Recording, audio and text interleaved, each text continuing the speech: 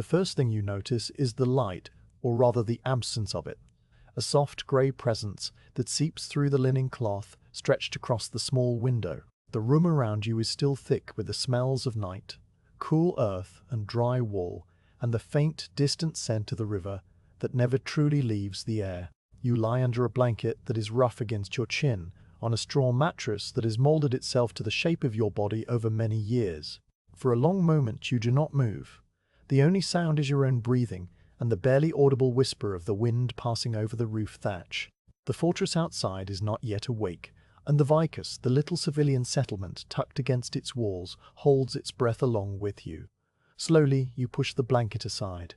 The air touches your arms with a chill that belongs to the last hour before dawn, and you sit up on the edge of the sleeping loft, your bare feet finding the top rung of the wooden ladder.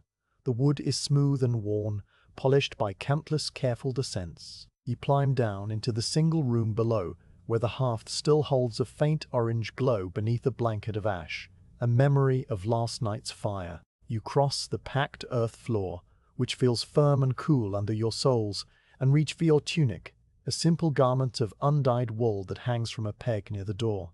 You pull it over your head, and the familiar weight settles on your shoulders. The door is a heavy thing of oak planks, barred with a thick beam. You lift the beam and set it aside without a sound, then open the door just wide enough to slip through.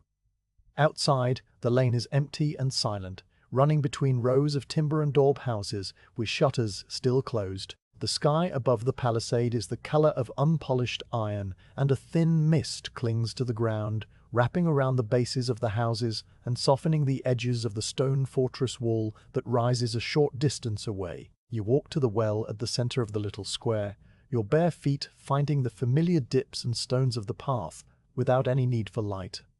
The well is a circle of fitted stone with a wooden windlass and a rope that disappears into the dark. You take hold of the crank, and the mechanism turns with a low, grumbling creak that speaks of old wood and damp air. The bucket descends, and after a pause, you hear a distant splash that echoes up the shaft. Then you wind it back, the rope biting into the groove of the windlass until the bucket appears, dripping and heavy, carrying water so cold it makes the wooden sides slick. You fill the clay jug you brought with you, pour a little over your hands to wash away the night, and then drink directly from the jug. The water tastes of stone and the deep earth, a taste you have known since childhood. You stand by the well and let your gaze wander. To the east, beyond the town's wooden palisade and the cleared ground that slopes down to the river, the sky is beginning to change.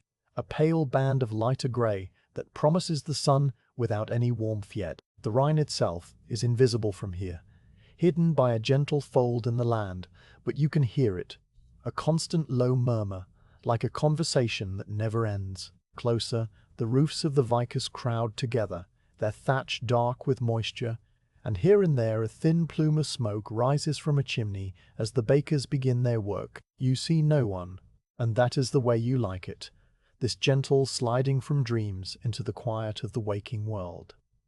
After a while, you carry the jug back to your house and push open the second door, the one that leads into your workshop. The workshop is attached to the living space, a single room with a higher ceiling and a wide shutter that opens onto the lane. Now, in the half-light, it is a cave of shadows. You know every corner though. Along one wall, wooden shelves hold rolled hides of leather, their surfaces dull and dark.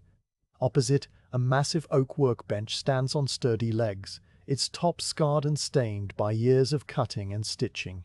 Tools hang from pegs, awls of different sizes, curved knives with handles dark from oil, mallets, spools of thread, and small clay pots sealed with wax.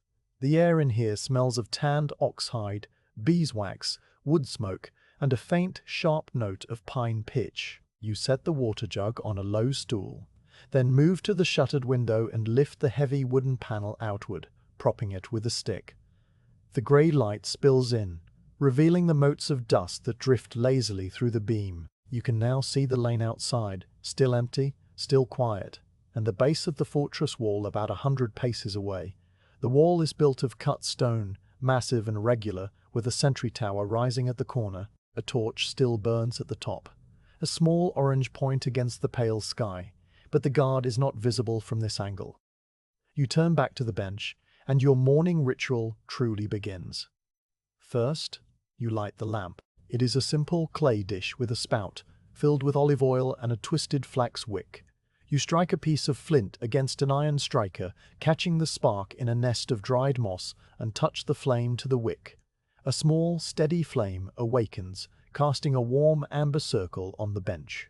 You place the lamp on a shelf at eye level, where it will burn without flickering, and for a moment you simply watch it, the flame bending slightly in a draught that slips through the weave of the walls. Then you sweep the floor. The broom is a bundle of birch twigs tied to a hazel handle, and you use it with long, easy strokes, gathering the fine dust, the tiny scraps of leather, the stray bits of thread from the previous day's work into a pile near the door. The sound of the bristles against the earth is a soft, rhythmic shushing that blends with the lamplight and the cool air. You sweep the pile onto a flat piece of bark and carry it outside, scattering it in the narrow strip of weeds between your house and the next. The weeds are damp and bending under the weight of dew, and your feet leave temporary prints in the silvery moisture. Back inside, you arrange your tools for the day. You do not think about this. Your hands know where everything belongs. The large iron knife with the crescent blade goes on the right side of the bench. Next to it, a smaller knife for trimming and a flat wedge of sandstone for sharpening. The awl, its handle worn into a groove that fits your thumb. You place at the center. Beside it, a wooden spool of linen thread. The thread, already coated in beeswax from a previous session, sits in a shallow dish. A pot of pine pitch, sealed with a cork stopper, stands at the back, near a bundle of narrow leather straps you cut days ago and kept damp under a cloth. The mallet, a block of beechwood with a handle smoothed by sweat, hangs from its own hook within reach. Everything is ready, and the morning still belongs only to you. You do not rush. There is a calm that comes from knowing exactly what the day will hold, from knowing that every motion will follow the same ancient pattern. You sit on the three-legged stool behind the bench, feel the familiar dip of the seat, and rest your forearms on the wood. Through the window you can see the sky growing brighter, the mist beginning to thin, the smoke from the bakeries rising in thicker columns. A rooster crows from somewhere behind the houses, a single long call that goes unanswered. A moment later, another sound reaches you, the distant, metallic note of a horn from inside the fortress. It is the change of the night watch, a brief, formal announcement that means nothing more than the passage of time. You close your eyes for a few heartbeats, listening. The river murmurs on, and under it, very faintly, you catch the rhythmic thud of a treadle from the weaver's workshop 2 buildings away. Closer, a woman's voice calls softly to a child, the words indistinct, but the tone gentle. A dog barks once, and then is silent. The horn sounds again, farther away now, and then there is only the low, constant hum of the settlement coming fully awake. It is the sound of hundreds of ordinary mornings, and it asks nothing of you except to be part of it. When you open your eyes, the light has shifted enough to touch the top of the workbench. You reach for a piece of leather from the shelf, not to work yet, but just to feel it. The hide is stiff, a piece of oxhide meant for soles, and you run your thumb along its edge, tracing the small irregularities, the tiny scars where an insect once bit the animal, the slight variation in thickness. The leather is dark brown and smells strongly of the tannery, an earthy, smoky scent that clings to your fingers. You set it down again and take up the water jug, pouring a little into a clay cup, drinking slowly while standing at the window.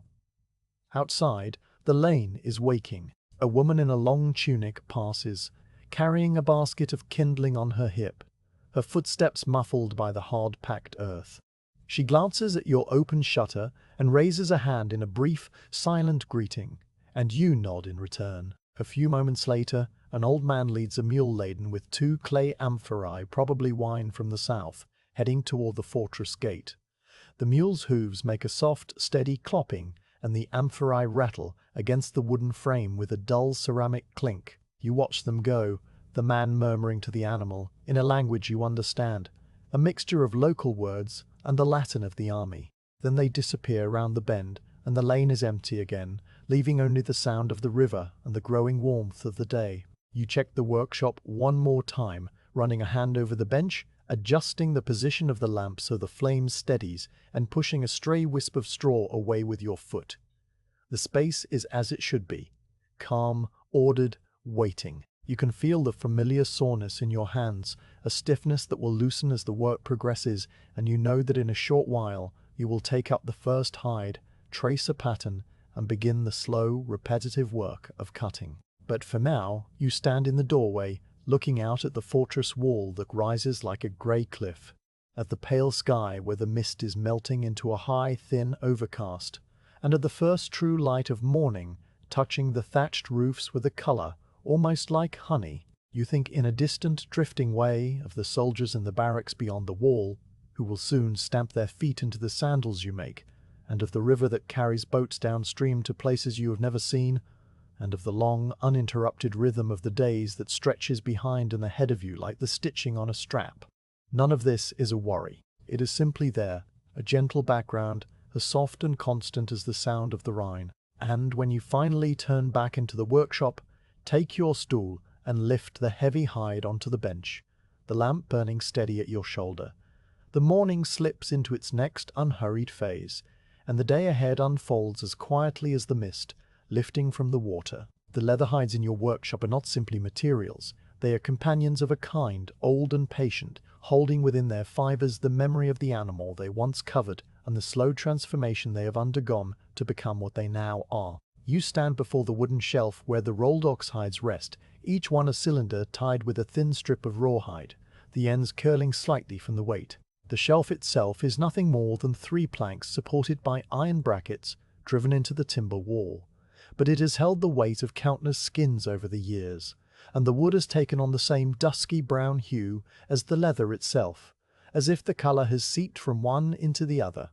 You slide one of the rolls from the shelf, using both hands because the hide is heavy, a full oxhide that has been cured and tanned until it is stiff and dense. You carry it to the workbench and set it down, and the impact makes a soft, solid sound, a muffled thump that resonates through the oak and into the earth floor. For a long moment you simply look at the roll, noting the way the outer edge is slightly darker than the inner, a ring of deeper brown that marks where the hide was folded during storage. You reach for the rawhide tie and pull it loose, the knot giving way with a dry whisper, and then you unroll the hide across the bench. The hide unfurls with a gentle resistance, as if it is reluctant to leave the shape it has held for weeks. The grain side is uppermost, a smooth but not perfect surface marked by the natural wrinkles of the animal's skin, by a few small scars that appear as slightly lighter lines, and by the faint, irregular pattern of hair follicles that you can feel when you run your palm over it. The smell that rises from the opened hide is rich and deep, the scent of oak bark and wood smoke and a trace of something faintly sour, the ghost of the tanning liquor. It fills the workshop and mixes with the already familiar notes of oil and beeswax, and you breathe it in as you would the air after a long rain. Before you do anything else, you turn the hide over. The underside, the flesh side, is rougher, a pale tan colour with a swede-like texture. You can see the marks of the fleshing knife, long, even strokes that removed the last bits of tissue months ago in a tannery far from here. The scroll maker in the next settlement might have wanted a hide this smooth on both sides, but for your purposes, for soles, the roughness on the underside is useful.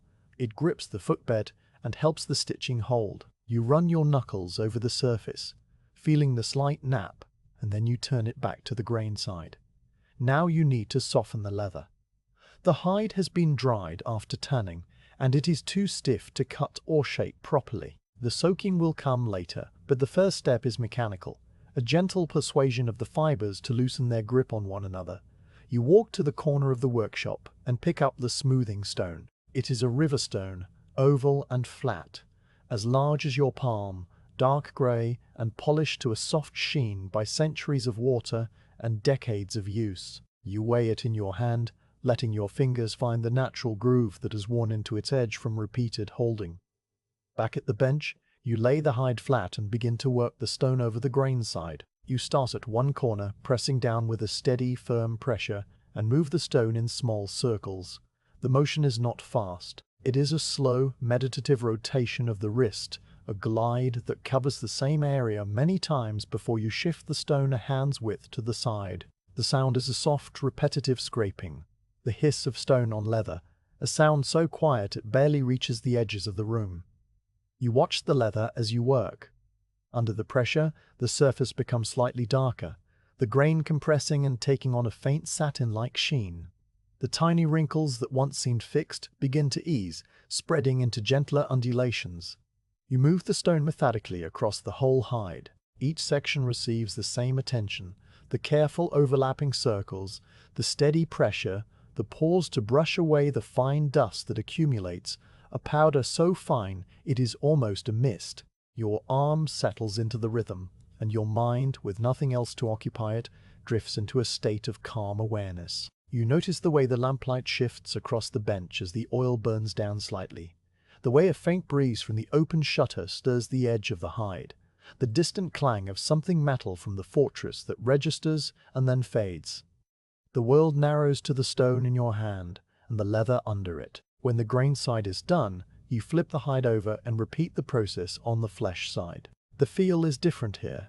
The stone does not glide as smoothly, but catches slightly on the nap, and you adjust the pressure, lifting the stone a little so it just kisses the surface.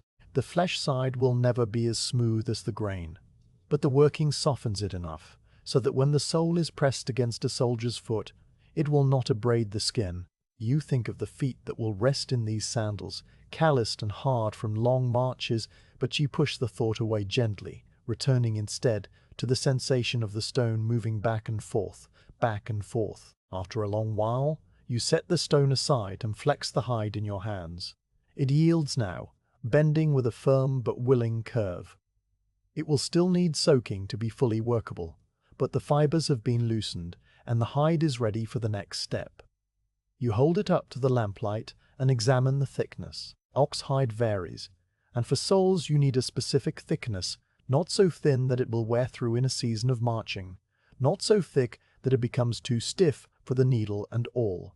You have an eye for this, an eye trained over countless hides. You look for the slight shadows that indicate thinner areas and the raised spots that mark where the animal's hide was denser.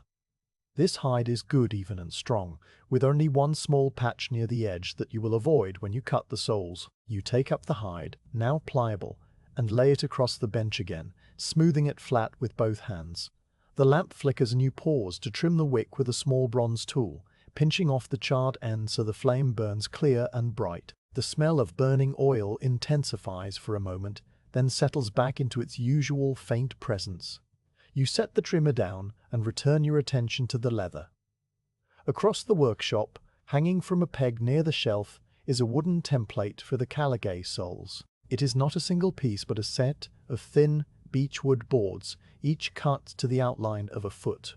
You have 3 sizes: a standard men's size, a larger one for the bigger recruits, and a slightly narrower one for those with higher arches, though you rarely use the latter. The standard size accounts for most of your work. You take the middle-sized template from its peg and place it on the hide, moving it slowly until the shape sits in the strongest part of the hide, avoiding that thin patch and also steering clear of the areas near the edge where the leather is less consistent. The template is old, its edges worn smooth and rounded, and it fits your hand as comfortably as the stone. With the template in place, you reach for a lump of charcoal, a piece from the remains of last night's fire, kept in a small clay dish on the bench. You hold it between your thumb and forefinger and trace carefully around the template. The charcoal leaves a dark grey line on the grain, a line that is soft and can be rubbed away with a touch, but it is enough to guide the knife. You trace the left sole first, a curved outline that widens at the forefoot, narrows at the arch, and rounds out gently at the heel. Then you flip the template over and trace the right sole beside it, a mirror image. The 2 outlines sit next to each other on the hide, and you can already see the sandals they will become. You set the template back on its peg and brush the charcoal dust from your fingers. The traced lines seem to glow faintly in the lamplight, dark against the dark brown of the leather. You take a deep breath, and the air tastes of leather and lamp oil and the faint, far-off scent of fresh bread drifting in from the lane. Outside, the morning has fully arrived. The grey light has been replaced by a softer, warmer light, as the sun climbs behind the thin overcast, and you can hear more activity, the regular thump of the blacksmith's hammer from down the lane, the braying of the weaver's donkey, the low murmur of voices in conversation passing by your shutter. None of it intrudes. It simply forms a quiet backdrop, a tapestry of sound that wraps around the silence of your work. You take the curved knife from the bench, the one with the crescent blade and the dark wooden handle. The blade is iron, kept sharp by regular work with the sandstone, and it gleams faintly in the light. You test the edge against the pad of your thumb, not cutting, just feeling the sharpness, and then you place the tip of the knife at the starting point of the left sole, just at the heel where the curve begins. The cutting begins. You do not saw or hack. You use a long, continuous push, letting the weight of the blade do the work. The knife sinks into the leather with a soft tearing sound, parting the fibers cleanly along the charcoal line. You follow the curve with a steady hand, rolling your wrists slightly to keep the blade at the right angle. The leather peels back as you go, revealing the cross-section of the hide, a pale brown edge that contrasts with the dark surface. The sound is constant now, a low, rasping whisper that fills your ears and seems to synchronize with your heartbeat. When you reach the toe of the left sole, you lift the knife and reposition it at the other end, completing the cut with a second stroke. The sole lies loose now, still attached by a few points where the cut did not quite meet, and you use the smaller trimming knife to sever these last connections with a few precise, gentle motions. You lift the cut sole and hold it up. It is floppy and unshaped, but the outline is clean, and you set it aside on a clean cloth, smoothing it flat so it will not curl. You repeat the process for the right sole. The knife follows the line, your hand moving with the same unhurried precision, the blade biting exactly as deep as needed. The repetition is not boring, it is reassuring. You cut the second sole free and place it next to the first, and for a moment you just look at them, the two matching shapes that will soon carry a soldier's weight over stones and mud and grass. Then you gather the remaining hide, the lattice of scraps with 2-foot-shaped holes, and fold it carefully. The larger pieces you will keep for heel lifts or for smaller straps. The smaller pieces will go to the bone glue maker or the tanner for patching. Nothing is wasted. You set the scrap bundle aside and return your attention to the cut soles. The leather, even though softened, still holds a memory of stiffness, and you know that the next step will be to soak them in water, to let the fibers drink until they are pliable enough to shape over the last. But that belongs to another part of the day, another rhythm. For now, you are content to stand at the bench, your hands resting on the wood, your eyes moving over the tools, the lamp, the two raw soles that lie like promises on the cloth. Outside, the fortress horn sounds again, not for a watch change, but for some daily drill, a low, brassy note that echoes off the stone and fades.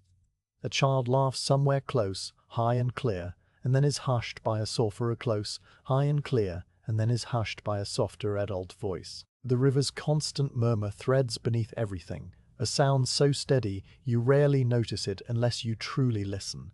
And you do listen, for a while, standing there in the quiet of the workshop, that familiar feeling of deep contentment settling over you like a second tunic, warm and weightless. The morning has passed in a slow and measured way, and the leather hides have yielded their first shape, and the day stretches ahead with nothing more dramatic than water and awl and thread waiting for you. And that, you think as you pick up the water jug for another drink, is exactly as it should be. The two cut soles lie on the cloth before you, the shapes still raw and slightly curled from the memory of the hide they came from. The morning light has grown stronger, slanted now through the open shutter, catching the dust that hangs in the air and making it blow like 1,000 tiny specks of gold. You lift the left sole and hold it in both hands, feeling the weight, the substance of it, this piece of oxhide that will become the foundation of a sandal. Your thumb traces the edge, following the curve from heel to toe, and you are checking for any imperfection, any place where the knife strayed even slightly from the charcoal line. The edge is clean, a smooth, dark wall of compressed leather fibers. You bring the sole closer to the lamp and examine the cross-section, noting the variation in color between the dark grain surface, the slightly paler middle layer where the tanning did not penetrate as deeply, and the rough flesh side below. This is good leather, properly cured, dense enough to take the hobnails later, yet pliable enough to stitch through without cracking. You set it down and pick up the right sole, making the same inspection, the same slow rotation in your hands, the same careful attention to the tiny details that no one but you will ever notice. Beside the bench, the scrap bundle from the cutting waits, and you turn to it now. The larger pieces, the irregular shapes that remain between the two foot-shaped holes, can still serve. You sort through them, smoothing each one flat on the bench. Some are large enough to become heel lifts, those extra layers you sometimes add for soldiers with one leg slightly shorter than the other, or for those who simply prefer a thicker heel. Others are long and narrow, suitable for small straps or for patching worn sandals that come back to you for repair. The very small pieces, no larger than your thumb, you sweep into a separate basket, the one destined for the glue maker who boils down leather scraps into a thick, sticky paste used by carpenters and shield makers in the fortress. Nothing leaves your workshop without a purpose. The sorting takes time, but it is a quiet, undemanding task. Your hands move while your mind rests, and your gaze drifts occasionally to the window. Outside, a cart passes, its wooden wheels groaning under a load of firewood. The driver, a man you recognize by his silhouette, does not look your way, and the cart continues toward the fortress gate where the guards will wave it through with the same tired gesture they use for everything. A thin plume of dust rises behind the wheels, hangs in the air for a moment, and then settles back onto the lane. You watch this small event with a detached, peaceful attention, the way you might watch a leaf floating on the surface of the river. When the scraps are sorted, you turn back to the soles. They have been resting long enough that the fibers have relaxed a little, though they still curl upward at the edges. A stubborn reminder that leather always wants to return to the shape of the animal. You press them flat again, running the heel of your hand firmly from the center outward, and then you reach for the charcoal piece once more. There is more to the tracing than just the outer edge. The sole needs markers, small guiding lines that will tell you where the straps attach and where the stitching will run. You take the wooden template down from its peg again and lay it on the left sole. The template has small notches cut into its edge, corresponding to the standard attachment points for the caligae straps, 2 at the forefoot, 1 at each side of the arch, and 2 at the heel. You align the template carefully, making sure it sits exactly within the cut outline, and then you use the sharp point of the charcoal to mark each notch on the leather. The marks are tiny, just dark dots against the brown, but they will be your guide when the time comes to position the straps and punch the stitching holes. You repeat the process on the right sole, moving with the same deliberate care, the charcoal making soft dry sounds as it touches the grain. With the marks in place, you set the template aside and study the 2 soles side by side. They are mirror images, yet not perfectly identical. The slight asymmetry of a hand-cut object that no mold could ever replicate. This does not trouble you. Feet themselves are never perfectly identical, and the sandals will mold to their wearers over time, the leather stretching here, compressing there, until each pair becomes as unique as the soldier who wears them. You have seen old sandals come back for repair, the soles worn thin at the heel or the toe depending on how the man walked, and each one told a silent story of marches and guard duty and long hours standing on the stone ramparts. The lamp flickers again, and you realize the oil is running low. You take a small clay jug from the shelf, the one with the narrow spout and the cork stopper, and carefully pour fresh oil into the lamp reservoir.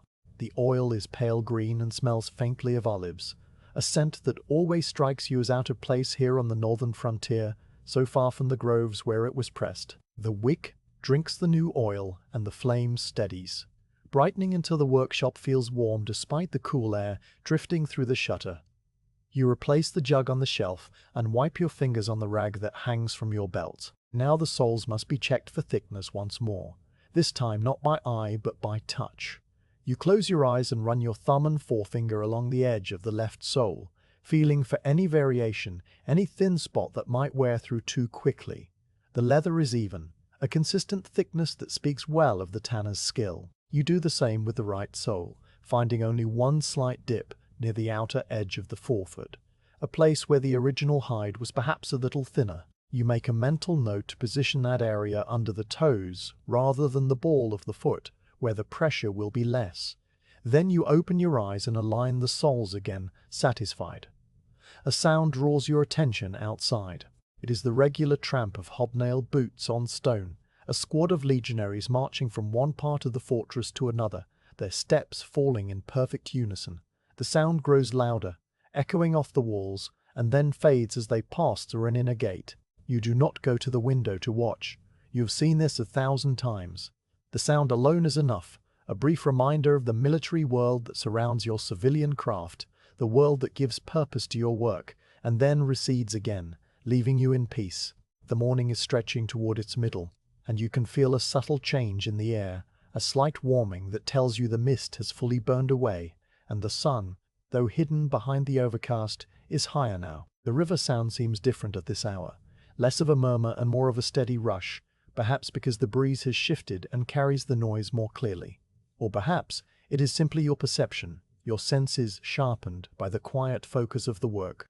You take a deep breath and let it out slowly, feeling the familiar ache in your shoulders that comes from bending over the bench. A comfortable ache that speaks of purpose and routine. The soles are ready now, fully traced and marked, and the next logical step would be the soaking, the immersion in water that will make the leather as pliable as wet cloth. But you are not in a hurry. The day is long, and the fortress expects nothing from you except the eventual completion of the sandals, which are not due for several more days. So you linger at the bench, tidying the tools that are already tidy, adjusting the position of the lamp that is already perfectly placed, running your palm over the scarred surface of the oak that is already smooth. These small unnecessary motions are a kind of ritual, a way of marking the transition between one phase of the work and the next. You pick up the iron knife and examine its edge, holding it close to the light. It is still sharp, but you take the sandstone wedge anyway and draw the blade across it with long, even strokes. The stone makes a wet, gritty sound because you have sprinkled a few drops of water on its surface, and a thin paste of stone dust and iron particles forms along the edge.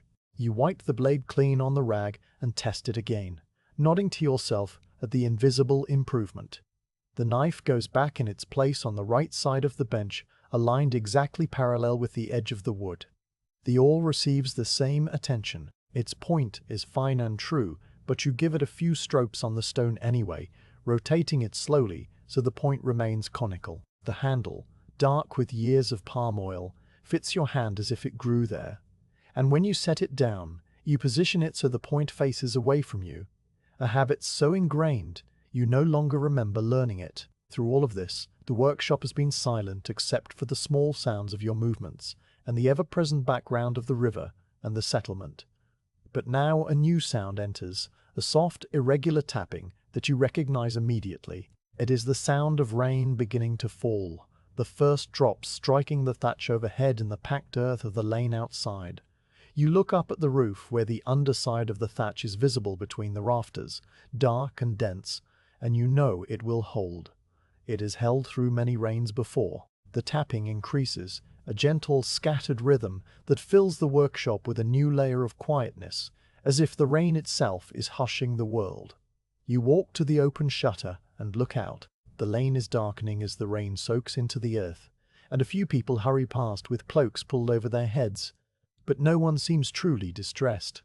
Rain is common here, a soft, persistent presence that keeps the land green and the river full. The fortress wall gleams with moisture, its grey stones turning almost black, and the sentry in the tower has pulled his hood up, his silhouette a darker shape against the pale sky. You stand there for a while, one hand resting on the shutter frame, feeling the cool, damp air on your face, and watching the rain fall in endless, varying lines.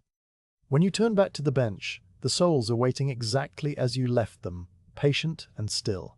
The rain will not change your plans. The soaking trough is inside the workshop, and the leather will be immersed in well water, not rainwater. But the sound of the rain adds something to the morning, a softness that makes the workshop feel even more like a refuge. A small cave of lamplight and leather and quiet purpose, while the world outside grows wet and cool. You decide, without any sense of urgency, that the soaking can begin soon. But for now, in this moment between one task and the next, you simply stand by the bench, listening to the rain on the thatch, and the distant rush of the river, and the occasional soft thump of a heavier drop striking the wooden shutter. The two traced soles lie before you, their charcoal marks still sharp and clear, their edges clean and true, and you feel the quiet satisfaction of work well begun, work that will continue in its own slow time, unhurried and unforced, all through the remainder of this gentle, rainy day. The rain that began as a scattering of drops has settled into a steady, gentle rhythm on the thatch, a sound so constant that it becomes less a noise and more a layer of silence. You stand at the workbench with both hands resting flat on the oak, not moving, not thinking of anything in particular, simply letting the moment hold you. The two traced soles lie before you, their charcoal marks beginning to blur slightly at the edges from the moisture in the air, that they remain sharp enough to guide the next steps. The lamp burns with its small, steady flame, and the workshop feels enclosed and safe, a small pocket of dry warmth while the world outside grows wet. It is in this pause, this quiet suspension between one task and the next, that the fortress begins to speak, not with words, but with the accumulated sounds of hundreds of lives moving in their daily patterns, sounds that drift through the open shutter and mingle with the rain and the river, until they form a single, seamless tapestry. You have heard this tapestry every day for as long as you can remember, and it has become so familiar that you rarely pause to notice it. But now, with your hands still and your mind unhurried, you let yourself listen. The first sound that separates itself from the rain is the horn. It comes from somewhere deep within the fortress, a single long note that rises and then falls, not a call to battle or alarm, but a simple marker of time. The night watch is ending, and the day watch is taking its place on the ramparts. The horn sounds again, fainter now, answered by a second horn from a different tower, and the two notes overlap and fade into each other, leaving a brief silence that is quickly filled by the other sounds that follow. After the horns come the boots.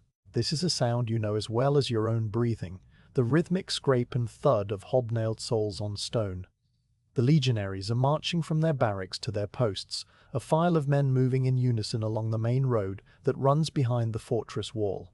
From your workshop you cannot see them, but you can trace their progress by the sound.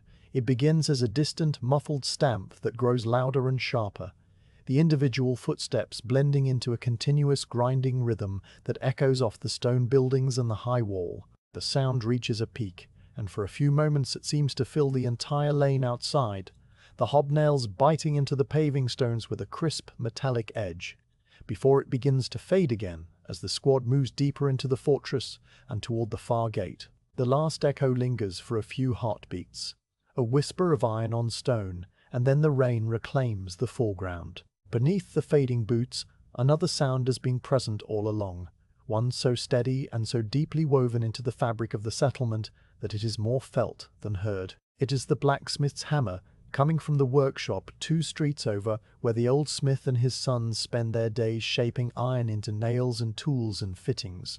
The hammer falls in a slow, uneven pattern, not the rapid striking of urgent work, but the measured, deliberate blows of a craftsman who knows that iron yields to patience. Each blow sends a dull, resonant thud through the earth and the timber frames of the buildings, a thud you feel in the soles of your feet as much as you hear it with your ears.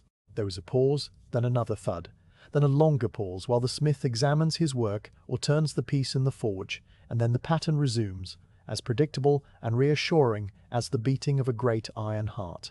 While the hammer pulses in the distance, the wind shifts slightly, and with the wind comes a new smell, a warm, yeasty scent that cuts through the dampness of the rain. It is the smell of bread baking in the communal ovens near the forum, the great brick ovens that the bakers fire before dawn and keep hot all morning. This smell is a daily visitor to your workshop, arriving at roughly the same hour every day, and it always brings with it a faint, involuntary memory of comfort and nourishment. You can picture the loaves, round and brown, being pulled from the ovens on long wooden paddles and stacked on racks to cool. The wind carries the scent through the narrow lanes, around the corners of the houses, through your open shutter, and it mingles with the leather and the lamp oil until the workshop smells like a place where work and sustenance are 2 parts of the same quiet rhythm. You shift your weight slightly, leaning your hip against the edge of the bench, and continue to listen. The rain on the thatch has become a soft, percussive hiss, the individual drops no longer distinguishable. A cart rumbles past outside, its wooden wheels groaning and squelching in the mud that is forming on the lane. The mule pulling it has a slow, measured pace, and its hooves make a sucking sound as they lift from the wet earth, a sound that repeats with each step. The driver does not call out or hurry the animal. There is no need. The cart is loaded with something heavy, perhaps firewood or sacks of grain, and it creaks and shifts with each lurch. You watch the cart pass the window, a dark shape moving through the grey light, and then it is gone, the sounds fading gradually into the curtain of rain. From somewhere closer, near the well in the centre of the small square, you hear the high, clear voices of children. They are not shouting in distress or excitement, but simply talking. Their words indistinct, but their tone light and unhurried. A child laughs, a brief, bright sound that rises and falls, and then another voice answers, lower and calmer. Perhaps a mother or an older sister drawing water. The well-rope creaks, the bucket clanks against the stone rim, and the water splashes as it is poured into a vessel. These are sounds you have heard 1,000 times, yet each time they are slightly different. The pitch of the voice, the rhythm of the creak, the duration of the splash, small variations on an ancient theme that never grow old. The blacksmith's hammer stops for a long moment, and in the silence that follows, you become aware of the river again. The Rhine is always there, a constant low rumble that underlies all other sounds, but it is so omnipresent that you often forget it entirely. Now, with the rain softening the sharper noises of the fortress, the river's voice rises a little, a deep, rushing breath that seems to come from everywhere at once. It is the sound of water moving over stones and around the wooden pilings of the dock, the sound of the current pushing against the banks, the sound of 1,000 small eddies and ripples combining into a single, endless note. You close your eyes and let the river fill your ears, and for a moment you can almost feel the water moving, cold and grey and tireless, flowing north toward the distant sea without any awareness of the town that clings to its edge. A dog barks somewhere, a single short bark that might be a greeting or a warning, and then it is silent. A door opens and closes, the wooden latch clacking sharply. The rain continues, steady and unhurried, and the fortress horn sounds again, a different horn this time, perhaps marking the start of a training drill or the assembly of a work detail. The note is deeper, more brassy, and it hangs in the damp air for a long moment before fading. None of these sounds are alarming. None of them demand your attention. They are simply the voices of the fortress town going about its daily business. Voices that have been speaking the same quiet language for decades, since long before you were born, and for long after you will be gone. You open your eyes and look down at the souls on the bench. The pause has stretched on for several minutes, but the work has not gone anywhere. The leather is patient, and you are patient, and the day is long enough to hold both labor and rest.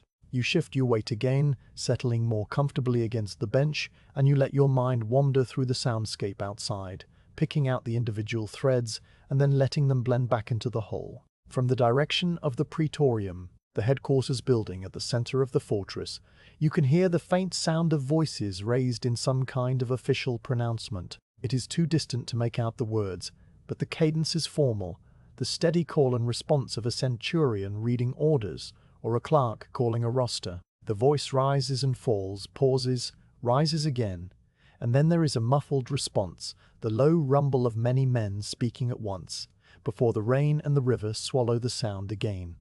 You do not need to know what was said. It has nothing to do with you, a civilian sandal maker living outside the walls. Your world is the workshop and the lane and the well, the leather and the thread and the stone, and the fortress is simply a large stone neighbor that provides a steady supply of worn-out sandals and a steady background of noise. The wind shifts once more, and the smell of baking bread is replaced by the damp, green scent of wet vegetation, the smell of the grass and weeds that grow along the riverbank, and the moss that clings to the stones of the well. It is a clean, earthy smell that reminds you that the rain is good for the land, good for the pastures where the cattle graze and the hides are sourced, good for the trees that provide the bark for tanning. Everything is connected, a slow, interlocking cycle of rain and growth and harvest and craft. And you are a small but steady part of it. You pick up the smoothing stone from the bench and turn it over in your hands, feeling its cool, solid weight. The stone has been in this workshop since before you were born. It was your father's stone, and his father's before him, brought from the riverbed by someone whose name has been forgotten. You rub your thumb over its polished surface, and the motion is soothing, a small repetitive gesture that keeps your hands occupied while your mind drifts. You are not restless. You are not bored. You are simply present, standing in the open doorway of perception, letting the world happen around you without any need to change or hurry or fix anything at all. After a while, the rain begins to lighten. The drops on the thatch become less frequent, more individual, and the hiss softens to a patter. A thin, pale light breaks through the overcast, not quite sunlight, but a brightening of the grey that makes the wet lane outside gleam. The fortress wall, which had been dark with moisture, begins to steam faintly as the trapped warmth of the stones meets the cooler air. You watch the steam rise in thin, curling wisps, and you notice that the sentry in the tower has pushed back his hood and is leaning on the parapet, gazing out over the river. The man is a small, dark figure against the sky, and he does not move for a long time. The blacksmith's hammer resumes, 3 slow blows in succession, then a pause, then 2 more. The cart mule brays from somewhere down the lane, a long, mournful sound that goes unanswered. A woman's voice calls out, perhaps the baker's wife, announcing that fresh bread is ready, and the sound carries clearly in the damp air. The children's voices have moved away from the well. You can hear them fading toward the far end of the vicus, their laughter becoming thin and distant. The river, as always, continues its endless murmur, unchanged and unchanging. You realize that your hands have been resting motionless on the stone for several minutes, and you slowly set it back on the bench, aligning it with the edge of the wood as you always do. The pause is ending, not because any external signal has commanded it, but because your body has decided it is time. The sounds of the fortress are still there, still weaving their quiet tapestry, but your attention is beginning to shift back toward the leather, toward the 2 souls that lie waiting with their charcoal marks and their patient, unfinished shapes. You take a deep breath, and the air is cool and clean, washed by the rain and carrying the last traces of bread and wet earth. The lamp flickers and steadies, and you reach out to adjust the wick slightly, a small, familiar motion that settles your focus. The workshop feels different now than it did when you first paused to listen, not in any physical way, but in the quality of its quietness. It is a quietness that has been enriched by the awareness of all the life moving around it, all the sounds that you have let wash over you without resistance or analysis. You rest both hands on the bench again, this time with a gentle sense of readiness. The souls are waiting, and the next step in their slow transformation will be the soaking trough, the immersion in water that will make the leather yielding and soft. But before you move to that task, you give the fortress one last moment of your attention, listening to the rain lessen to a drizzle, the boots on the distant stone fading entirely, the hammer pausing and then resuming, the river flowing on beneath everything like the breath of the world itself. The soundscape wraps around you as it always has, as it always will, and you feel a quiet gratitude for its presence, a gratitude that asks for nothing and expects nothing, but simply rests in the knowledge that you are part of this place. This time, this slow and steady rhythm.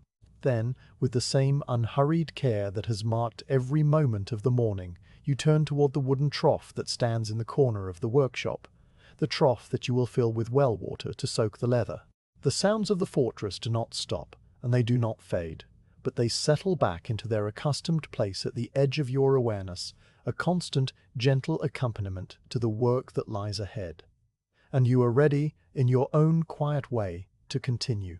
The wooden trough stands in the corner of the workshop, a long, shallow vessel made from a single alder log that was hollowed out long ago by hands that are no longer remembered. The wood is dark with age and constant moisture, its surface worn smooth on the inside where countless hides have rested and soaked over the years, and its outside still bears the rough marks of the adze that shaped it.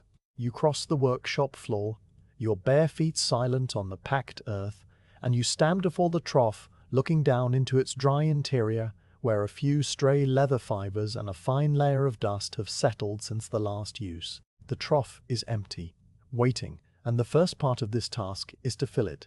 You take up the clay water jug, the same one you carried from the well at dawn, and you tilt it carefully over the trough. The water pours out in a steady, clear stream, splashing softly against the wood and sending up a faint, cool mineral scent. The trough begins to fill, the water spreading outward from the center and darkening the wood as it rises. You make several trips to the well, each time carrying the full jug back through the door, each time pouring the water with the same slow, deliberate motion until the trough is half full and the level sits just below the mark that experience has taught you is right. The water in the trough is still and clear, reflecting the pale light from the shutter and the amber flame of the lamp in a wavering, doubled image. You set the jug aside and return to the bench, where the two cut soles lie waiting. You pick up the left sole first, cradling it in both hands as if it was something fragile, though it is anything but. The leather is stiff, but not unyielding, and the charcoal marks you traced earlier are still visible, though they have faded slightly with handling. You carry the sole to the trough and kneel down beside it, feeling the cool dampness of the earth through the wool of your tunic. The position is familiar, your knees finding the slight depressions in the floor that countless repetitions have worn into the ground. You lower the sole into the water slowly, letting it slide beneath the surface without a splash. The leather darkens immediately, the brown deepening to a rich, almost black color as the water penetrates the fibers. Tiny bubbles rise from the surface of the hide, a thin, silent stream of air being displaced by water, and you watch them burst one by one until no more appear. The sole settles on the bottom of the trough, and you reach down to press it gently under, ensuring every part is submerged. Then you take the right sole and lower it in the same way, placing it beside the first, and the two dark shapes rest side by side under the clear water, looking less like leather now and more like shadows of what they will become. The soaking will take time, and you do not begrudge it. You rise from your knees, brushing the faint dampness from your tunic, and you return to the bench. There is no point in rushing the leather.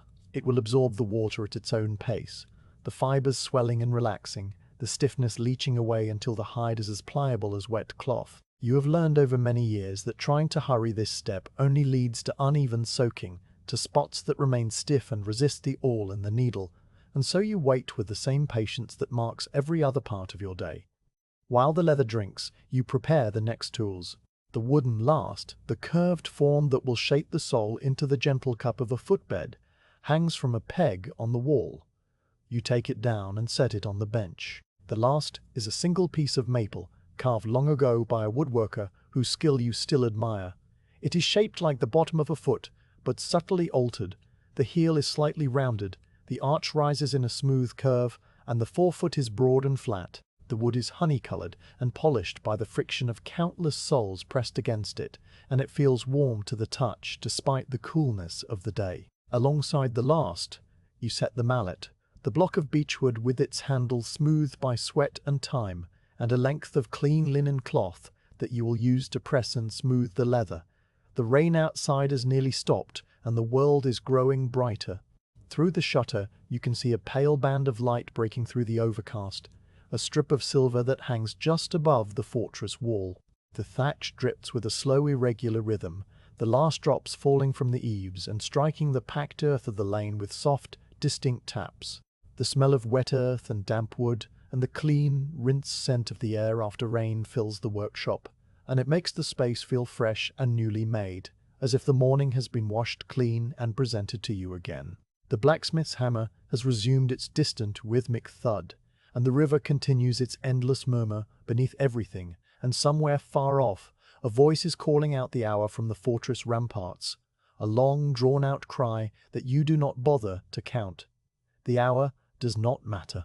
The only clock you need is the state of the leather in the trough, and it is not yet ready. You sit on the three-legged stool and rest your elbows on the bench, your chin on your folded hands, and you let your gaze settle on the trough. From this angle, you can just see the dark shapes of the soles beneath the water, their outlines wavering slightly with the tiny movements of the surface. The water is perfectly still now, no more bubbles rising, and it reflects the rafters overhead and the pale square of the shutter and the small, steady flame of the lamp. You could almost believe that the trough contains a second workshop, a quiet, underwater version of this room where the work proceeds in a slow, silent mirror. Time passes. You do not measure it. The light shifts slightly, the band of pale sky widening and then narrowing again as a new bank of cloud drifts over. The lamp continues to burn, its flame steady and unwavering. Your breathing is slow and even, and you can feel the subtle relaxation spreading through your shoulders and back, the release of a tension you had not even noticed you were carrying. The workshop is a peaceful place, and in this waiting moment, it feels like the quiet center of a quiet world.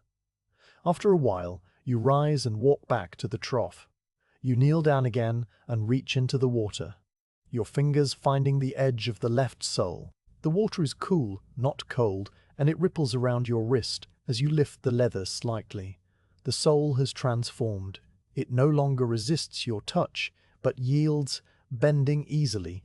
The fibers soft and swollen with moisture. You lift it fully from the water, and it drips heavily, the drops falling back into the trough with a sound like slow, scattered rain. The leather is dark and pliant, and when you hold it by one edge, it drapes rather than stands, the shape collapsing into a gentle fold. It is ready. You carry the dripping sole to the bench, water trailing across the packed earth and leaving a dark dotted line behind you. You lay the sole on the clean linen cloth and then return for the right sole, lifting it from the trough with the same careful motion, carrying it in the same way, laying it beside its twin. On the cloth, the two soles glisten with moisture, their surfaces smooth and dark, their edges soft and almost fluid. They no longer look like pieces of oxhide. They look like something in between states, between the raw material and the finished object, between the animal and the sandal. Now comes the shaping. You take the left sole and lay it over the wooden last, centering it so the heel sits in the carved heel cup and the forefoot spreads across the broad, flat area. The leather conforms easily to the curve of the wood, draping over the arch and hugging the rounded heel.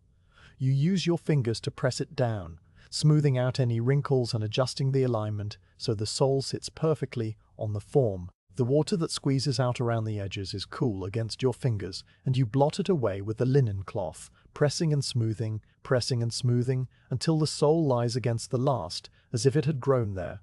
Then you take up the mallet. The mallet is a simple tool, a block of beechwood with a handle that fits your palm, and it weighs just enough to do its work without effort. You begin to tap the sole against the last, not with hard, percussive blows, but with a gentle, rhythmic tapping that reminds you of the sound of rain on the thatch, a sound that is steady and soft and almost hypnotic. You start at the heel, working the mallet in small circles, pressing the leather into the curved depression and coaxing it to hold the shape. The sound is a muffled thump, repeated over and over, blending with the distant hammer of the blacksmith and the drip of the eaves and the murmur of the river. Your arm moves with an easy automatic rhythm, and your mind, freed from the need to direct every motion, drifts into a calm, watchful stillness. You move the mallet up the sole, working along the arch where the curve is steepest, pressing the leather into the hollow that will cradle a soldier's instep. The wet leather stretches and yields, its fibers realigning under the pressure, and you tap and smooth, the mallet rising and falling in a steady cadence. The wood of the last creaks faintly under the repeated impacts, a tiny sound that you feel more than hear, and your hands know exactly how much pressure to apply, never too much, never too little, an instinct honed by years of repetition. At the forefoot, the curve is gentler, and you switch to a light tapping motion that spreads the leather evenly across the broad surface. You work the edges, pressing them down against the last, so the sole will have a slight, subtle lip that grips the footbed. The mallet moves in small overlapping circles, each circle slightly overlapping the last, the pattern random and yet controlled. When the left sole is fully shaped, you lift it carefully from the last and set it on a fresh part of the linen cloth. It holds its shape now, a shallow cup with a curved heel and a raised arch and a flat forefoot, the shape of a foot made visible in leather. You repeat the process with the right sole. You lay it on the last, smoothing it with your fingers, blotting the excess water, and then you take up the mallet and begin to tap. The rhythm is the same, a gentle, steady percussion that fills the workshop with its soft, repetitive sound. Your body has settled into the work completely now, your shoulders relaxed, your breathing deep and even, your mind no longer separating the action from the awareness of the action. You are simply shaping leather, and the leather is simply being shaped, and there is no boundary between the two. When both soles have been shaped, you set the mallet aside and examine your work. The two soles lie on the cloth, still dark with moisture, their surfaces smooth and even. The heel cups are deep and rounded, the arches rise in gentle curves, the forefoot areas are broad and flat. They are not yet sandals, but they are no longer just pieces of hide. They have begun to take on the form that will make them useful, the form that will fit a human foot and carry it over stone and earth. You take the linen cloth and fold it over the soles, pressing gently to draw out the excess moisture. The cloth darkens with water, and you squeeze it out into the trough and press again, repeating the motion several times until the leather is damp but no longer dripping. Then you set the soles aside on the bench, smoothing them flat one more time, and you look out through the shutter at the fortress wall and the pale sky and the slow drifting clouds. The rain has stopped entirely now, and the lane outside is steaming faintly in the increased light. The sentry on the tower has been replaced by another, the change marked by a brief exchange of voices that you heard only as a distant murmur. A woman walks past the shutter, with a basket of wet laundry, the clothes dripping and heavy, and she nods in your direction as she passes. You nod back, and then she is gone, and the lane is quiet again. You turn back to the trough. The water inside is still and dark, flecked with tiny bits of leather and the faint residue of the tanning liquor that has leached out of the hides. You'll empty it later, carrying the bucket outside to water the weeds that grow along the wall. But for now, it can stay. The tools can stay as well. The mallet and the last and the cloth, resting on the bench exactly where you left them. The next step will be the stitching, the slow joining of the upper straps to the shaped sole. But that belongs to another part of the day, another rhythm, another quiet hour of repetition and calm. For now, you stand at the bench with your hands resting on the damp leather, feeling the cool moisture under your palms and the slow, steady beat of your own heart. The workshop is quiet, the lamp burns steady, the river hums its endless note, and the two shaped soles lie before you like a promise kept. You have taken the rawhide through its first transformations, from stiff roll to traced cut to soaked and shaped form, and each step has been slow and careful and undemanding. There is a deep satisfaction in this, a satisfaction that has nothing to do with accomplishment and everything to do with simply being present, with moving through the day at the pace of the work itself. You take a deep breath and let it out, and the air tastes of wet leather and rain and the faint, distant bread that still lingers from the morning. The day is perhaps half gone now, though you have not kept track, and the afternoon stretches ahead with its own quiet tasks and its own slow rhythms. You are ready for them, but you are also content to pause here, in this moment between the shaping and the stitching, with the rain-washed air and the soft light and the patient, waiting leather. And so you do pause for just a little longer before you reach for the next tool and the next quiet motion in the long, peaceful rhythm of the day. The shaped soles rest on the linen cloth. Their surface is now only slightly damp, the fibers settled into the gentle curves you worked into them with the mallet and the last. They hold their form now, the heel cups deep and rounded, the arches rising in smooth transitions, the forefoot areas broad and flat, waiting for the next stage of their slow transformation. You stand at the bench with your hands resting lightly on the edge of the oak, and you consider the work ahead with the same unhurried attention you have given every step so far. The stitching is the heart of the sandal, the part that joins the upper to the sole, that makes a flat piece of leather into something that can wrap around a foot and hold it secure. It will take time, but time is the one thing you have in abundance. Before you begin the stitching itself, there are preparations to make. You turn to the shelf where the spools of linen thread wait, each one a small wooden cylinder wrapped tightly with the pale wax-coated cord. You select a spool that is nearly full, the thread wound in neat, even layers, and you set it on the bench. Beside it, you place a small clay dish containing a lump of fresh beeswax, pale yellow and slightly tacky to the touch, and the narrow-bladed knife for cutting the thread. The beeswax has a faint, honeyed scent that rises when you move the dish, a scent that mingles with the ever-present leather and lamp oil and the damp, clean air from outside. The thread on the spool is already coated with wax from a previous session, but you prefer to add an extra layer before beginning any new pair of sandals. You pull a length of thread from the spool about the span of your outstretched arms, and you hold it taut, between your hands. Then you take the lump of beeswax and draw it along the thread, slowly, from one end to the other, pressing the wax into the fibers with your thumb. The thread slides through the wax with a faint, sticky sound, and the wax fills the tiny gaps between the linen strands, making the thread stronger, more resistant to moisture, and less likely to fray as it passes through the leather. You repeat the motion several times, drawing the wax back and forth until the thread has a uniform, slightly glossy sheen. Then you set the wax aside and rub the thread gently with a scrap of soft cloth, warming the wax and working it deeper into the fibers. The thread is ready. You turn your attention to the awl. This tool is perhaps the most important in your collection, the one you reach for more than any other. It is a simple instrument, a steel point set into a wooden handle, but its simplicity hides its precision. The point must be sharp enough to pierce through 2 layers of leather without tearing, and the shaft must be smooth enough to slide through without catching. You take the awl from its place on the bench and examine the point in the lamplight, turning it slowly. It is still sharp, the tip glinting, but you give it a few careful strokes on the sandstone wedge anyway, a habit born of care. Then you test it on a scrap of leather, pressing the point through with a steady, even pressure. The awl pierces cleanly, leaving a small round hole, and you nod to yourself and set it back on the bench. Now you need the straps. These are the narrow bands of softer goatskin that you cut several days ago, the ones that have been waiting under a damp cloth to keep them from drying out and curling.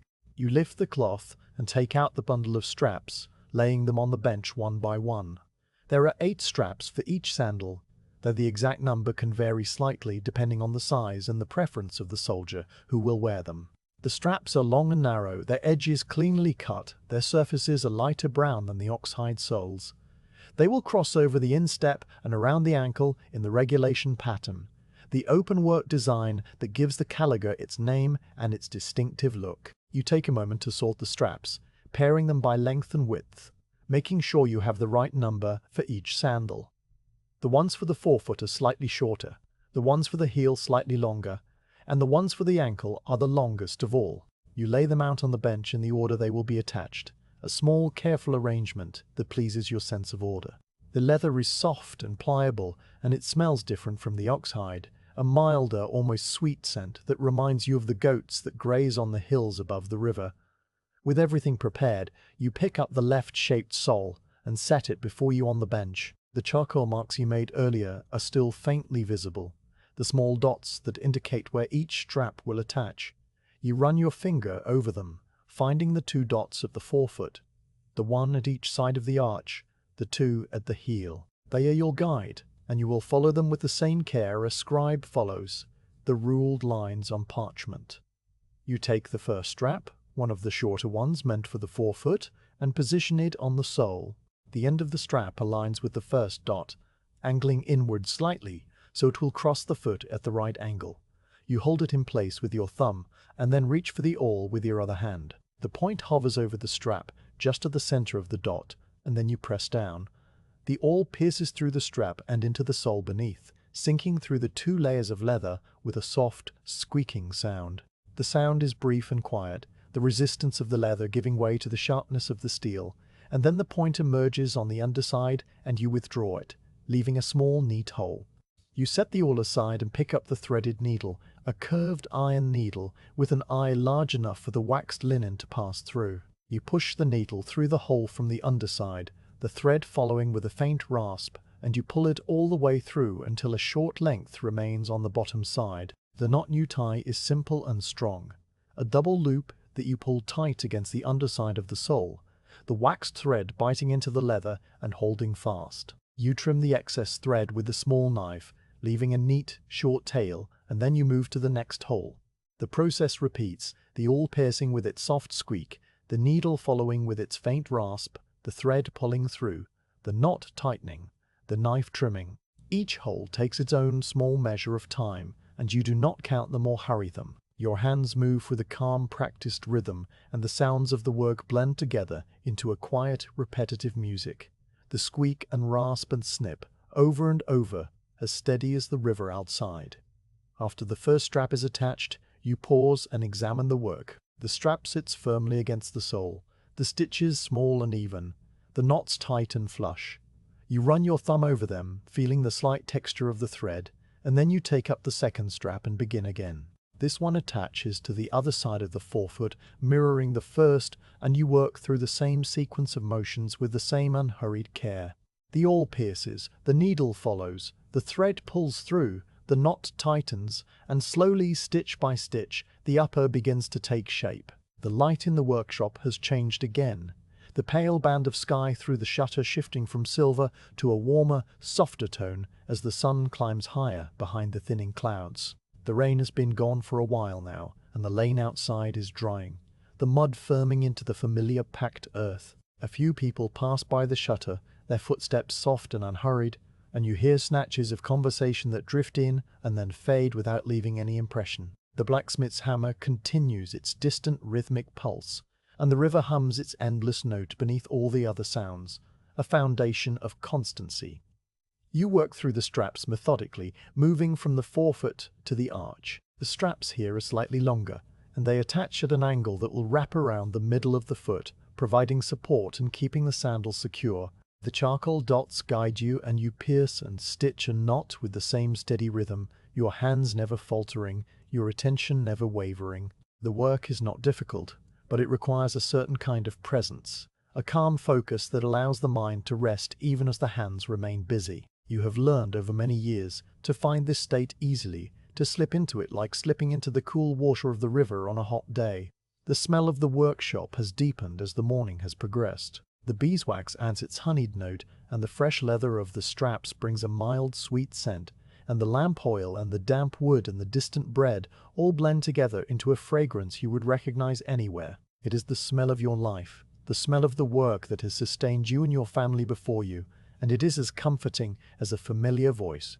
A pause comes naturally, not because you are tired, but because the body likes to shift its position from time to time. You set down the awl and needle, and stand up from the stool, stretching your arms over your head and feeling the pleasant ache in your shoulders and the slight stiffness in your fingers. You walk to the open shutter and look out at the fortress wall, which now gleams pale grey in the stronger light, the moisture from the rain nearly gone. The sentry in the tower is a different man now, younger, with a red plume on his helmet that stirs slightly in the breeze.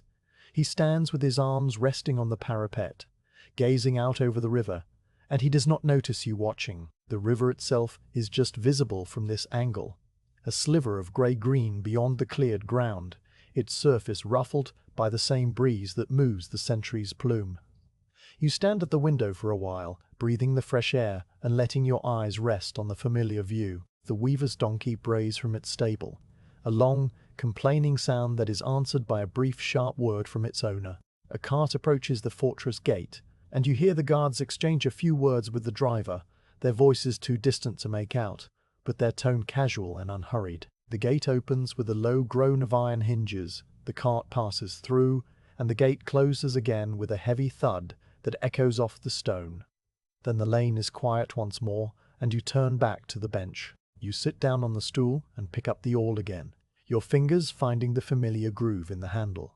The left sandal now has its forefoot straps and its arch straps attached, and you turn your attention to the heel. The heel straps are slightly wider than the others, needing to hold more weight and provide more support, and you select them from the layout on the bench with care. The first heel strap is positioned at the back of the sole, aligning with the charcoal dot there, and you hold it in place while you pierce the first hole. The awl meets slightly more resistance here because the heel area is thicker, built up by the shaping you did with the mallet, but it still pierces cleanly, and the needle follows, and the thread pulls through, and the knot tightens, and the rhythm continues.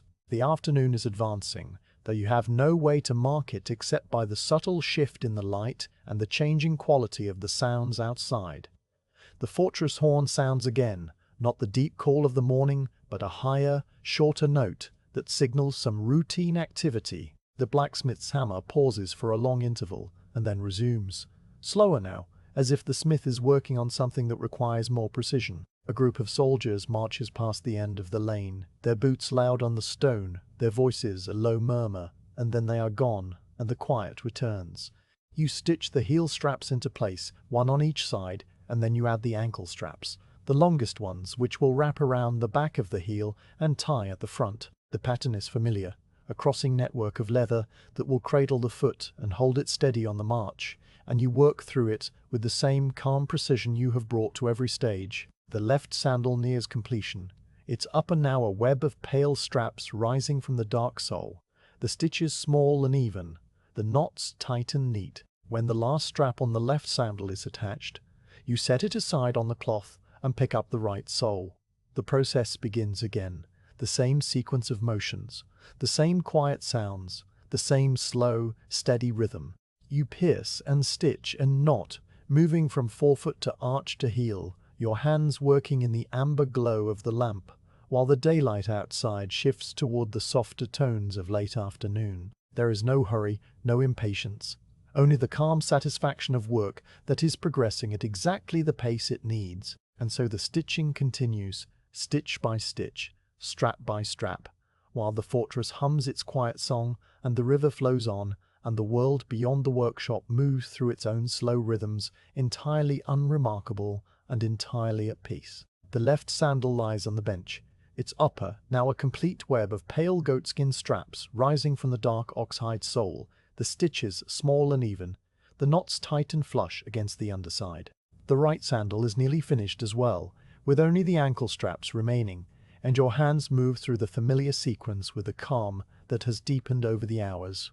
The awl pierces with its soft squeak, the needle follows with its faint rasp, the thread pulls through and the knot tightens and the knife trims, and the rhythm is so steady, so unhurried, that it feels less like work and more like breathing. When the final knot is tied and the last thread trimmed, you set the awl and needle aside and let both hands rest palm down on the bench, feeling the cool, smooth oak under your fingers. The right sandal is complete, mirroring its twin, and you place them side by side on the linen cloth. They are not yet finished in the final sense. The hobnails have not been added, the edges have not been sealed with pitch, and they will need to dry fully before those last steps. But the essential shape is there, the soles curved and cupped, the straps crossing in the regulation pattern, the whole object possessing that particular look of a thing made carefully by hand. You run your thumb along one of the straps, feeling the slight texture of the waxed thread, and you nod to yourself, a small private acknowledgement that the work is good. The light in the workshop has shifted again, and when you look toward the shutter, you see that the angle of the shadows has changed. The pale rectangle on the packed earth floor now stretched longer and thinner, pointing toward the door. The quality of the light is different as well, a softer, warmer tone that speaks of the sun beginning its slow descent from the high point of the day. You realize, in a distant, untroubled way, that you are hungry. The morning's flatbread and dried apples are a faint memory, and your body is quietly letting you know that it is time to pause, to step away from the bench, to rest and restore. You wash your hands in the basin of water that stands on a low stool near the door, the same water you drew from the well at dawn. It is cool now, and you plunge your hands into it, rubbing away the faint residue of beeswax and leather dust, watching the water cloud slightly with the day's work. You dry your hands on the rag that hangs from your belt, and then you take up the clay jug, now nearly empty, and step outside into the lane. The air is fresh and mild, carrying the scent of damp earth that is slowly drying, and the green smell of the weeds that grow along the base of the fortress wall. The sky overhead is a patchwork of pale grey and soft blue, the clouds breaking apart and drifting eastward, their edges touched with a faint silver light. The lane is quiet now, the morning bustle long since faded, the cart traffic stilled, the children's voices gone to some other part of the settlement.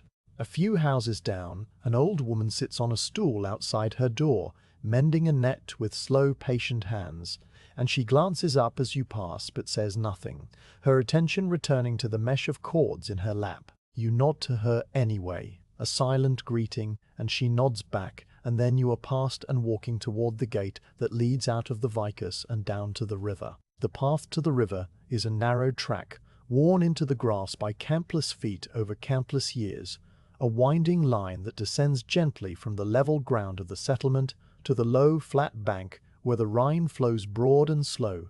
You walk it now with the ease of long familiarity, your bare feet finding the smooth patches of earth and avoiding the occasional stone without any need for thought. The grass on either side is tall and wet from the rain, brushing against your ankles and leaving cool trails of moisture on your skin.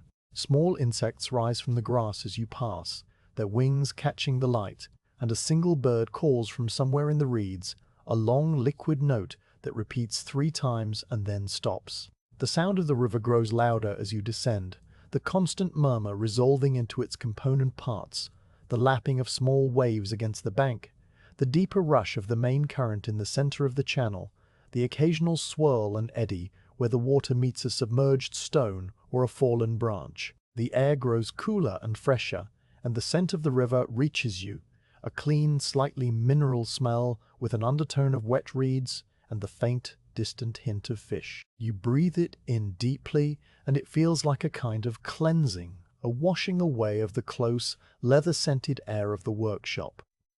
The riverbank opens before you, a broad strip of gravel and mud and low grass that slopes gently down to the water's edge. The Rhine here is wide, perhaps 100 paces across, its surface a shifting mosaic of grey and green and silver that moves constantly without ever changing.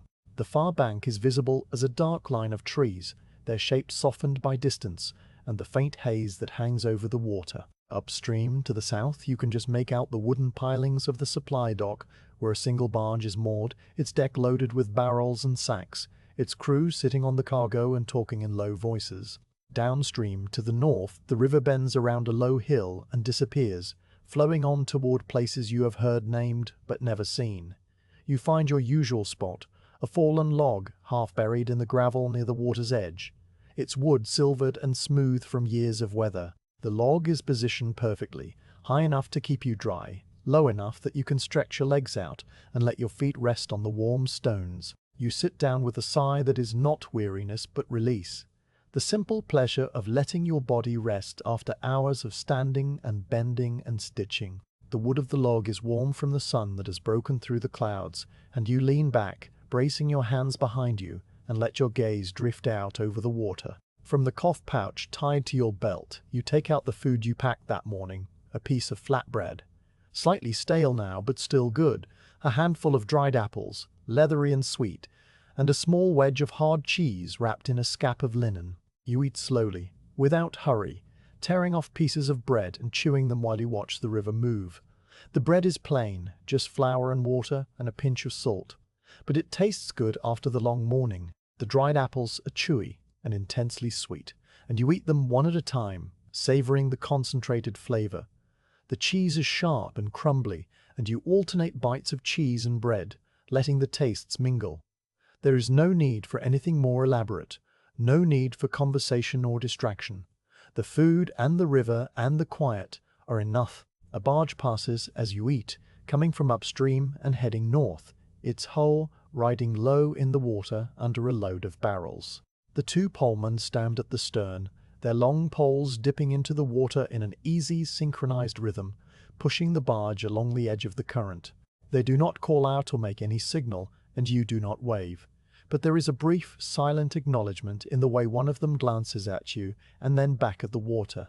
The barge slides past, its wake spreading in a gentle V that laps against the gravel at your feet, and then it has gone around the bend, and the river resumes its uninterrupted flow. You finish your meal and brush the crumbs from your tunic, and then you sit still, doing nothing at all, which is a kind of activity in itself. Your eyes follow the patterns on the water, the way the surface ripples and shimmers, the way the light catches the tiny waves and breaks into 1,000 points of brightness. A pair of ducks drifts near the far bank, their heads dipping under the water and then emerging, and their movements are slow and unconcerned.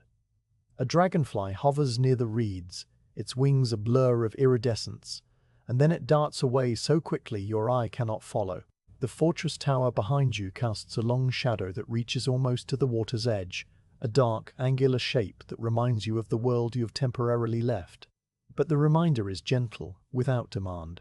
The fortress will still be there when you return, and the Sandals will still be waiting on the bench, and the afternoon will still hold enough hours for the finishing touches. There is no guilt in resting, no anxiety in pausing. The work has its rhythm, and rest is part of that rhythm, as essential as the piercing of the awl or the pulling of the thread. You close your eyes and let the sounds of the river wash over you. The water is a constant, complex presence. A low rumble with higher notes woven through it, the splash of a fish breaking the surface somewhere distant, the soft gurgle of water moving around a rock near the bank, the whisper of the breeze through the reeds.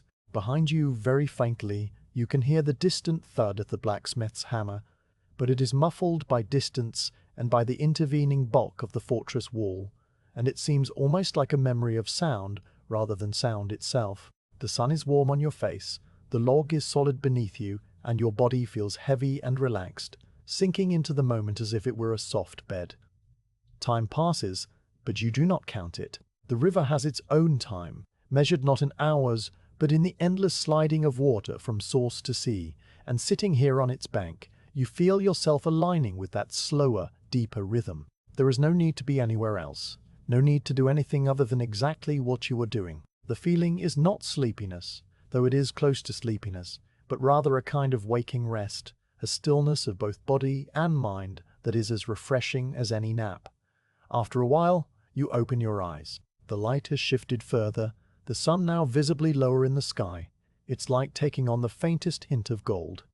The shadow of the fortress tower has stretched even longer, now touching the water and extending out over the surface in a dark, wavering reflection.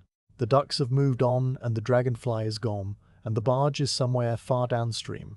The river flows exactly as it did before, unchanged and unchanging, and you watch it for a few more minutes with the calm, detached attention of someone who has nowhere to be. When you finally rise from the log, your body feels loose and refreshed, the stiffness in your shoulders from the morning's work having eased away. You stretch your arms over your head, feeling the pleasant pull of muscles that have been rested, and then you bend down and scoop up a handful of water from the river's edge. The water is cold, colder than the well water, and you splash it on your face, the shock of it clearing the last traces of drowsiness from your mind. You drink a little from your cupped hand, the taste clean and mineral, and then you wipe your face on your sleeve and turn back toward the path.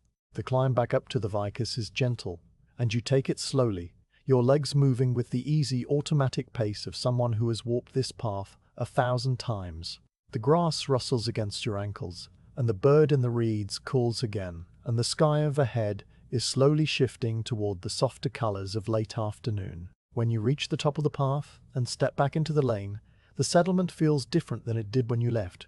Quieter, perhaps, or maybe simply more settled into the day's later rhythms. The old woman with the net is still sitting outside her door, her work spread across her lap, and a small child has joined her, sitting on the ground and playing with a handful of pebbles. The child looks up as you pass, eyes wide and curious, and you offer a small, quiet smile before continuing on.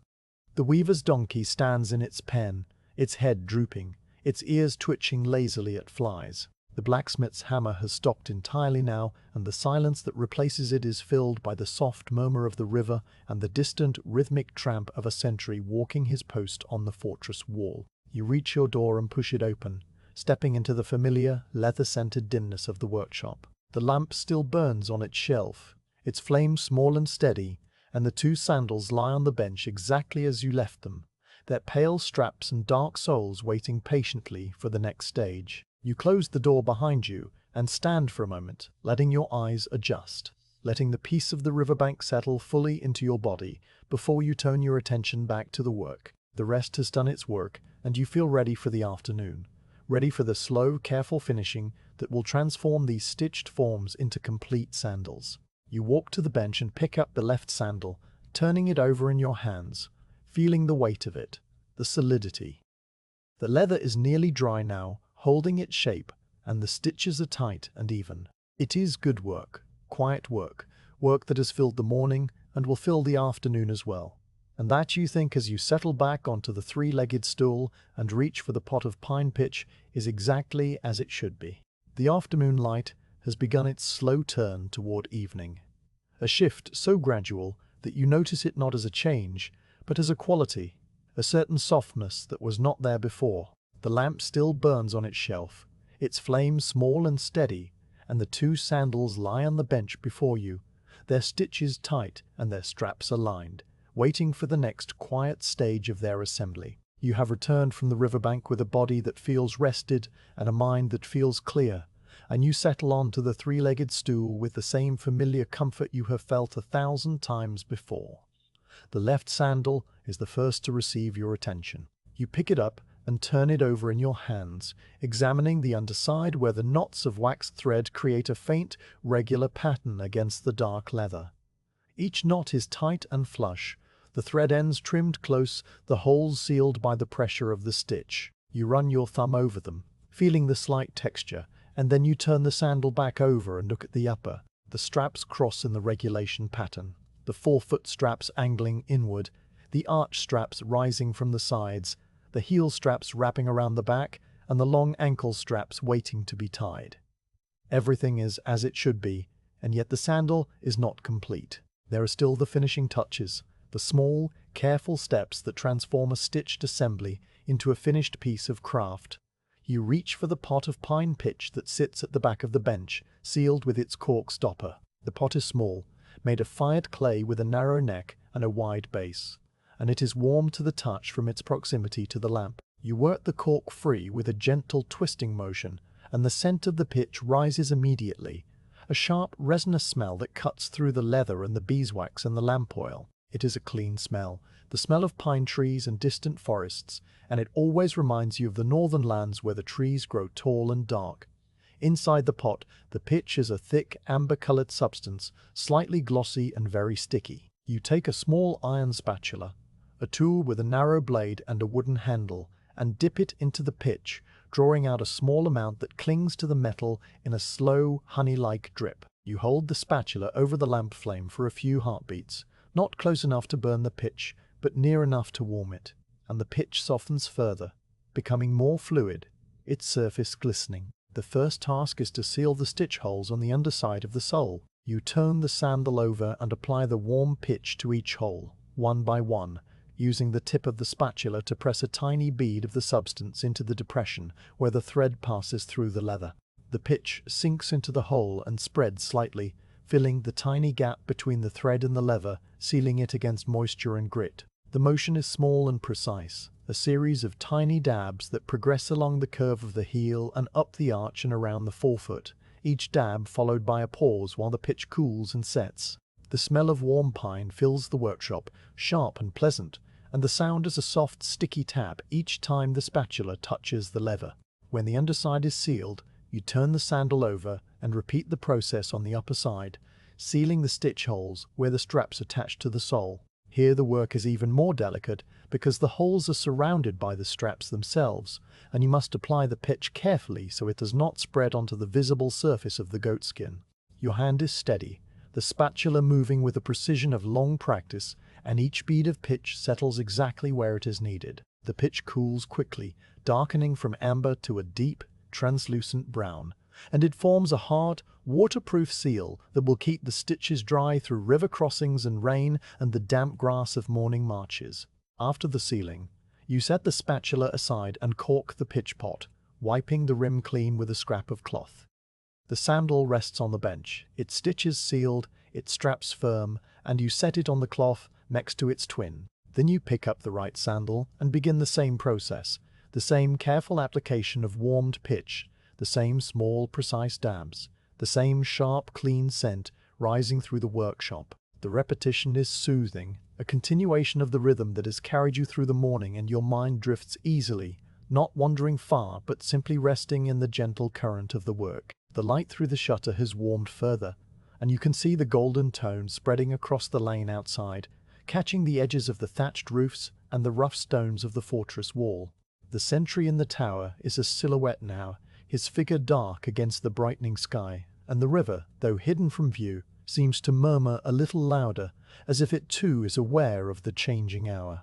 The workshop itself glows in the lamplight and the indirect sunlight, the wood of the bench taking on a rich, honeyed hue, the leather hides on the shelf radiating a deep, warm brown. You have just finished sealing the right sandal when a shadow falls across the open shutter, and you look up to see a figure standing in the lane outside. It is a soldier, an auxiliary by the look of his tunic and the shape of his belt, a young man with a sun-browned face and a thin scar across his chin.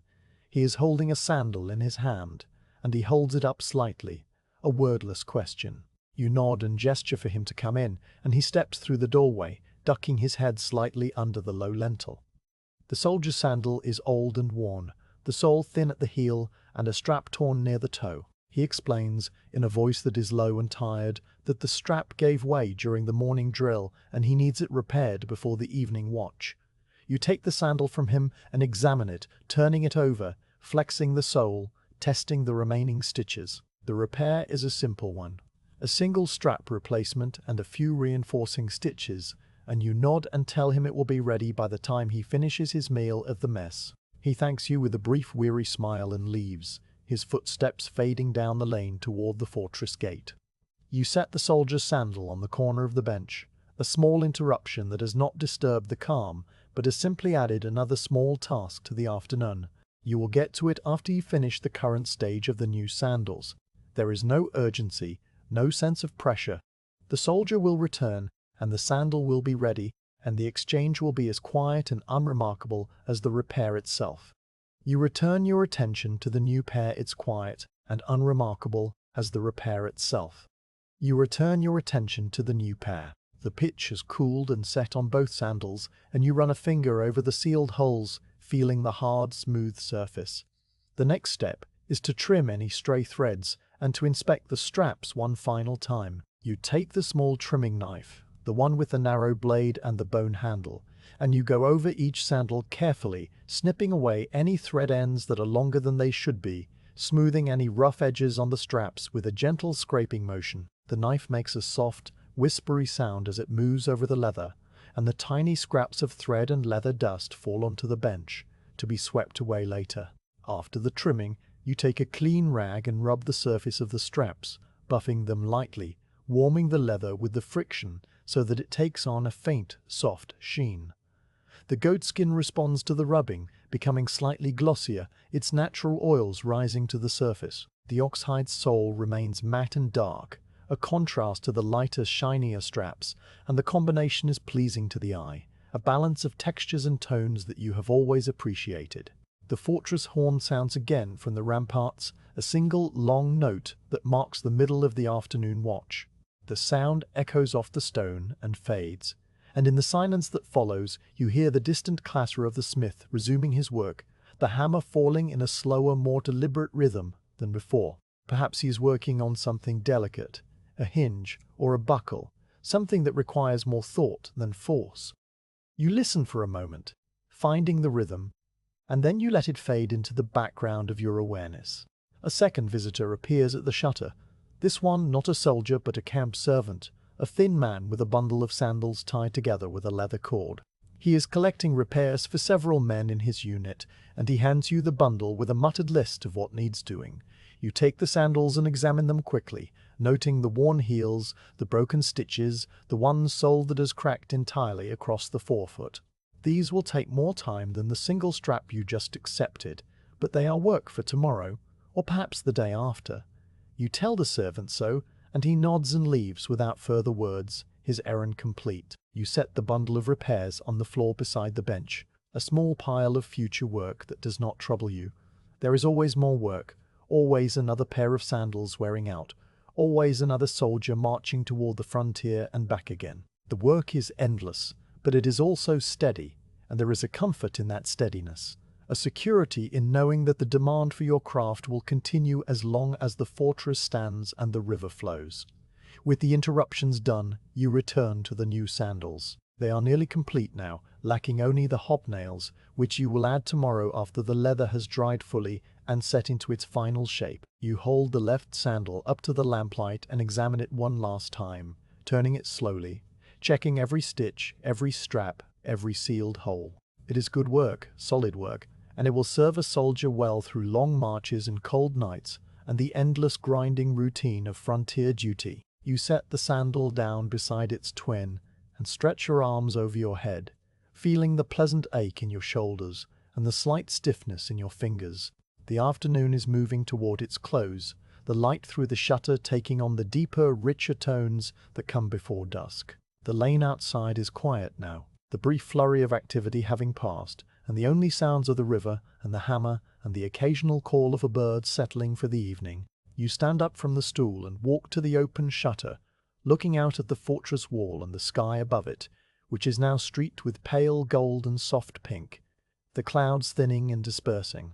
The air is cooler now, carrying the first hint of evening, and you breathe it in deeply, feeling the freshness in your lungs. The day has been long and quiet, and filled with small, careful motions, and it is not yet over, but this moment of standing and looking and breathing is its own kind of task, a necessary pause that you accept with the same calm you bring to everything else. After a while, you turn back to the bench and pick up the soldier's torn sandal, the one that needs the strap replaced.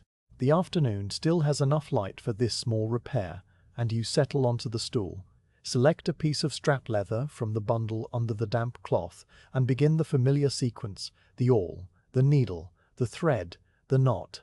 Your hands move with the same steady rhythm, and the workshop fills again with the quiet sounds of stitching, soft and repetitive and deeply peaceful, as the afternoon slowly, gently begins its descent into dusk. The sun has slipped behind the high stone mass of the fortress wall, and the workshop fills with a soft grey shadow that gathers first in the corners and then spreads slowly across the packed earth floor like a tide. The lamp on its shelf still burns, but its circle of amber light now seems smaller, more precious, a single warm island in the cooling dimness. You stand at the bench with the two sandals before you, their stitches sealed, their straps buffed, their shape complete in every way except the final functional touches that will turn them from objects of craft into objects of use. The day is drawing toward its close, but the work is not quite finished, and you feel no impatience with this. The dusk is a quiet, unhurried time, a time for the careful last steps that require a steady hand and a calm mind. You reach for a second lamp, a smaller one that hangs from a hook on the wall, and you take it down and set it on the bracket above the bench. This lamp is shaped like the first, a simple clay dish with a pinched spout, and you fill it with oil from the narrow-necked jug, the liquid glugging softly as it pours. You twist a fresh flax wick and settle it into the spout, then touch the flame from the first lamp to the wick with a long splinter of kindling. The second lamp catches immediately, its flame rising small and bright, and you adjust the wick until it burns steady. Now the bench is bathed in a warmer, fuller light, and the shadows retreat a little, clustering around the rafters and the far shelves where the rolled hides lie in their patient darkness. With a new light comes a sharper attention to detail, and you pick up the left sandal and turn it slowly, letting your eyes travel over every stitch and strap and sealed hole. The work is good, but your hand has been trained to find the tiny imperfections that most eyes would never notice. And you find one now, a stitch near the heel cup that sits slightly proud, the thread not pulled quite flush. It is a small thing, a fraction of a finger's width, but you take up the awl and the needle anyway, and you unpick the stitch with a few careful motions and re-sew it, drawing the thread tight until it lies flat against the leather. The knot you tie is small and neat, and you trim the ends and dab a tiny bead of warm pitch over the hole, sealing it once more. The correction takes only a few moments, and it is satisfying in the way that all such small corrections are satisfying, a quiet restoration of order. You inspect the right sandal with the same care, but it needs nothing. Its stitches are all flush, its straps all even. You set it down beside its mate, and then move to the small clay bowl that sits at the back of the bench, a bowl that has been waiting all day for this moment. Inside the bowl are the hobnails, a heap of small iron nails with broad, flat heads and short, conical shafts. They are dull grey, still carrying the faint dark residue of the forge, and they clink softly against the clay when you stir them with your finger. The hobnails are the final element of the caligae, the iron studs that will bite into the earth and give the soldier traction on grass and mud and stone. They are also a protection for the leather sole, a barrier between the soft oxhide and the grinding wear of the road. You take the left sandal and turn it over so the underside faces up. The sole is a dark, smooth surface marked only by the tiny sealed holes of the stitching and the faint, natural grain of the leather. You will place the hobnails in a pattern that experience has taught you works best, a ring around the edge of the forefoot, a cluster under the heel, a few spaced along the arch. The pattern is not rigidly fixed. Each pair of sandals varies slightly depending on the shape of the sole and the size of the foot. You have laid out this pattern so many times that your hands know it without conscious direction, And you begin now, reaching for the first hobnail. You use a small punch, a steel tool with a fine point, to start a tiny hole in the leather at the edge of the forefoot. The punch pierces with a soft, decisive pop, and you set it aside and pick up a hobnail. The nail is cool between your fingers, its shaft just long enough to pass through the sole and clench on the inside. You press the point into the hole, and then take up the light hammer, a small iron head on a short ash handle, the one you keep for delicate work. You tap the head of the hobnail with a gentle measured stroke, and the nail sinks into the leather with a faint metallic tick. You tap it again and again, each tap driving it a little deeper, the sound a steady rhythmic ticking that blends with the distant river and the occasional creak of the settling workshop. When the head of the hobnail sits flush against the sole, you turn the sandal over and use a small iron anvil, barely larger than your fist, to peen the tip of the shaft flat against the inside of the sole, locking it in place. The peen tip is smooth and low, and it will not chafe the soldier's foot through the thin leather insole that you will add later. You place the next hobnail a thumb's width from the first, starting the hole with the punch, setting the nail, tapping it home, peening the tip, moving on. The rhythm establishes itself quickly, a quiet sequence of actions that repeats over and over, each repetition slightly different in its timing and its sound, but all of them part of the same gentle flow. The hammer taps and the punch pops, and the anvil gives a soft, dull ring, and the hobnails march across the sole in their slow, steady progression, a ring around the outer edge, and then a curve across the ball of the foot, and then a cluster at the heel. The work is simple and undemanding, and your mind drifts easily, not far, just enough to feel the calm of the evening settling over you like a familiar garment. The light through the shutter has dimmed to a deep, dusky blue, the last traces of gold and pink fading from the sky. The lane outside is quiet now, the cart traffic long since ceased, the children's voices gone indoors to the warmth of hearths and the smell of cooking. The fortress wall is a dark, solid shape against the evening sky, and the sentry in the tower has lit a torch, its flame a small, wavering point of orange that reflects faintly on the stones below. The river, always present, continues its low, constant murmur, a sound that seems to grow louder as the other sounds of the settlement fade, as if the river is reclaiming the silence for itself. You work through the hobnails in the left sole, and then you begin on the right, the same pattern reversing, the same careful taps and pops and peens. Your hands move with the sure, automatic precision that comes only from years of doing the same thing in the same way, and you are aware of a deep, quiet satisfaction that has nothing to do with pride and everything to do with presence. This is the work, and you are doing it, and the evening is unfolding exactly as it should. When the last hobnail is peened flat, you set the hammer and the punch and the anvil aside, and flex the sandal in your hands. The sole, now studded with iron, is heavier and more rigid, but it still bends just enough at the ball of the foot, the hobnails spreading slightly as the leather flexes. The sound is a faint, metallic rustle, and it is the sound of a finished sandal, a sound you have heard more times than you could ever count. You run your thumb over the hobnails, feeling the cool, hard heads, making sure none sit proud of the leather, and then you set the left sandal down and do the same with the right. Now the pair is complete. The soles are shaped and stitched, the straps are crossed and secured, the holes are sealed with pitch, and the hobnails are set in their patient rings. You place the two sandals side by side on the bench and look at them for a long moment, letting your eyes trace every line and curve. They are not beautiful in the way that a piece of jewelry is beautiful, but they have a kind of beauty all the same, the beauty of something made well and carefully, the beauty of function and simplicity, and the quiet skill of a human hand. You take a clean rag, a soft piece of old linen, and you wipe down the sandals one last time, removing any dust or stray flecks of iron, buffing the straps to a final, gentle sheen. The rag moves in slow circles, and the motion is soothing, a final, gentle caress of the finished work. When you are done, you fold the rag and set it aside, and then you carry the sandals to the shelf on the far wall, the shelf where the finished pairs are kept. The shelf is a simple plank of oak, darkened with age, and on it rest 3 other pairs of caligae, all of them identical in design, all of them made with the same care and the same slow, patient rhythm. You place the new pair beside the others, aligning them neatly, the heels flush with the edge of the wood, the toes pointing toward the wall. The 4 pairs sit together in the dim light, a small, quiet army of sandals waiting to be worn, and you stand back and look at them with a feeling that is not quite pride and not quite relief, but something in between, a calm sense of completion. The second lamp still burns above the bench, but its oil is running low, the flame beginning to flicker and dip.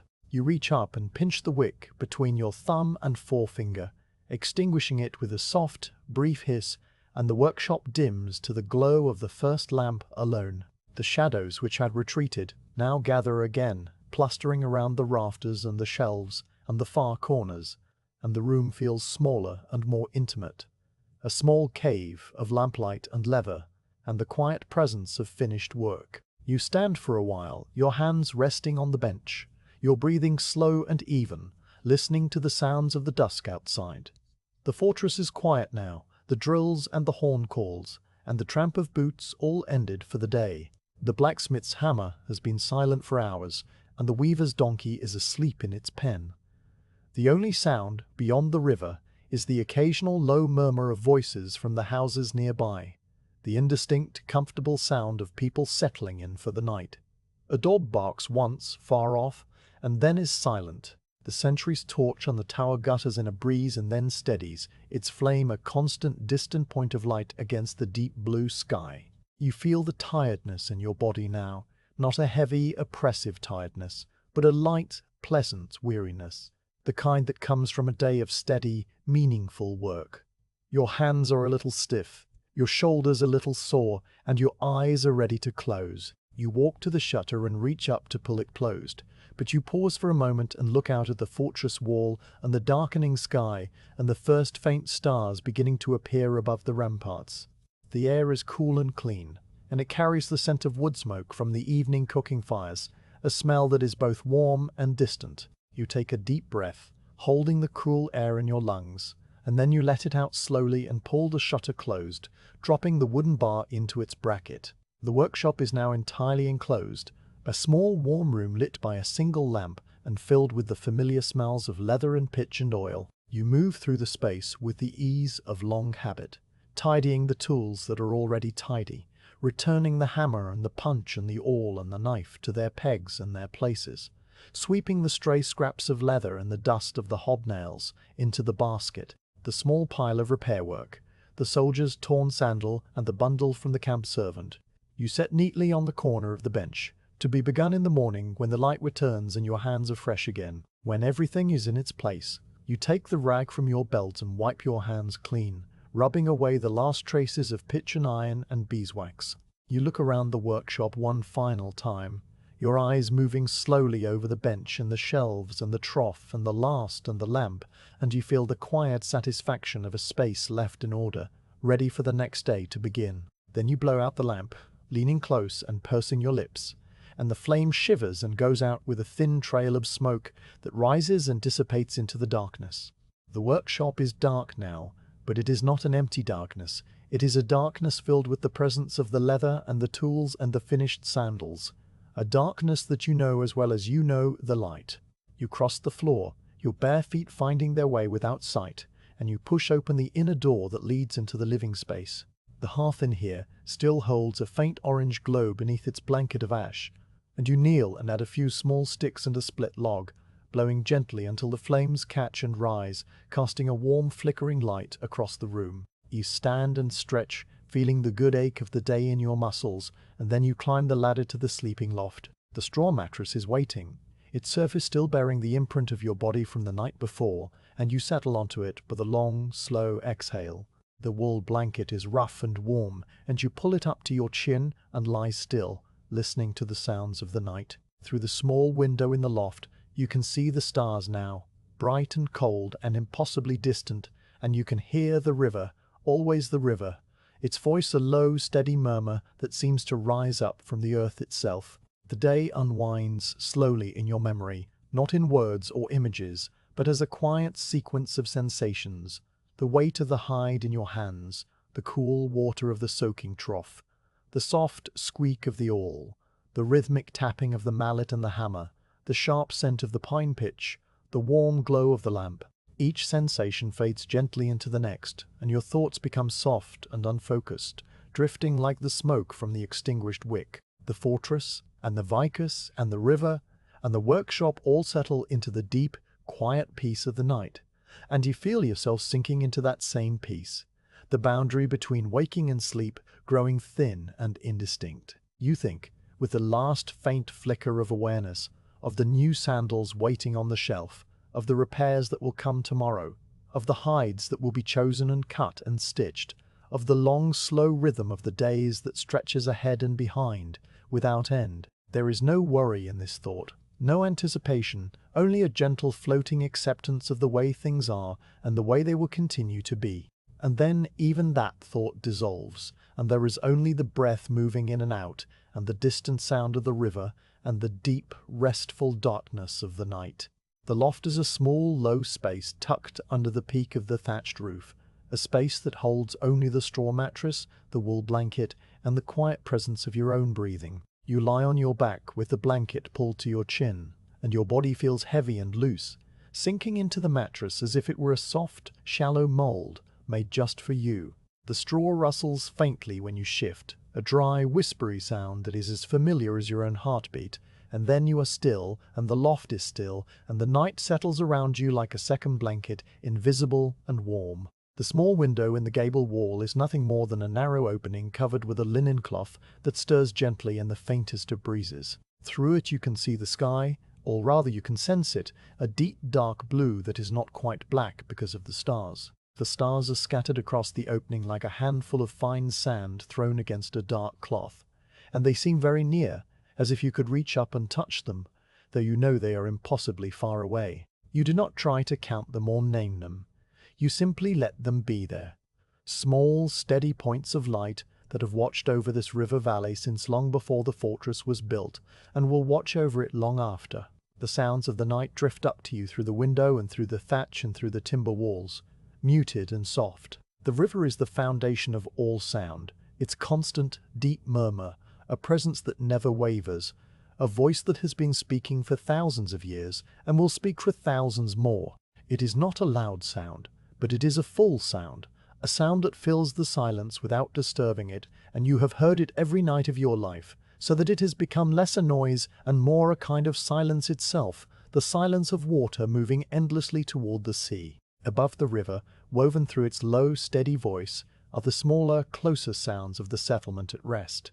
A door closes somewhere down the lane, the wooden latch clacking once and then falling silent. A voice murmurs a few words, too low and distant to understand, and then another voice answers, and then both are quiet. The watch changes on the fortress ramparts, and you hear the brief formal exchange of the sentries, the muffled tramp of boots on stone as one man replaces another, the soft clank of a spear shaft against the parapet. The sounds are ritual and predictable, part of the nightly rhythm that never changes, and they are as comforting in their regularity as the river itself. Then the sentries are still, and the lane is empty, and the only movement is the slow drift of the stars across the window, and the even slower drift of your thoughts as they begin to loosen and scatter. You do not try to hold on to them, these thoughts. They are not worries or plans, not memories with sharp edges, but only faint, drifting impressions of the day that has passed. The weight of the oxhide in your hands, the cool water of the soaking trough, the soft squeak of the oar piercing the leather, the scent of the pine pitch, the warmth of the lamp, the tap of the mallet and the tick of the hammer.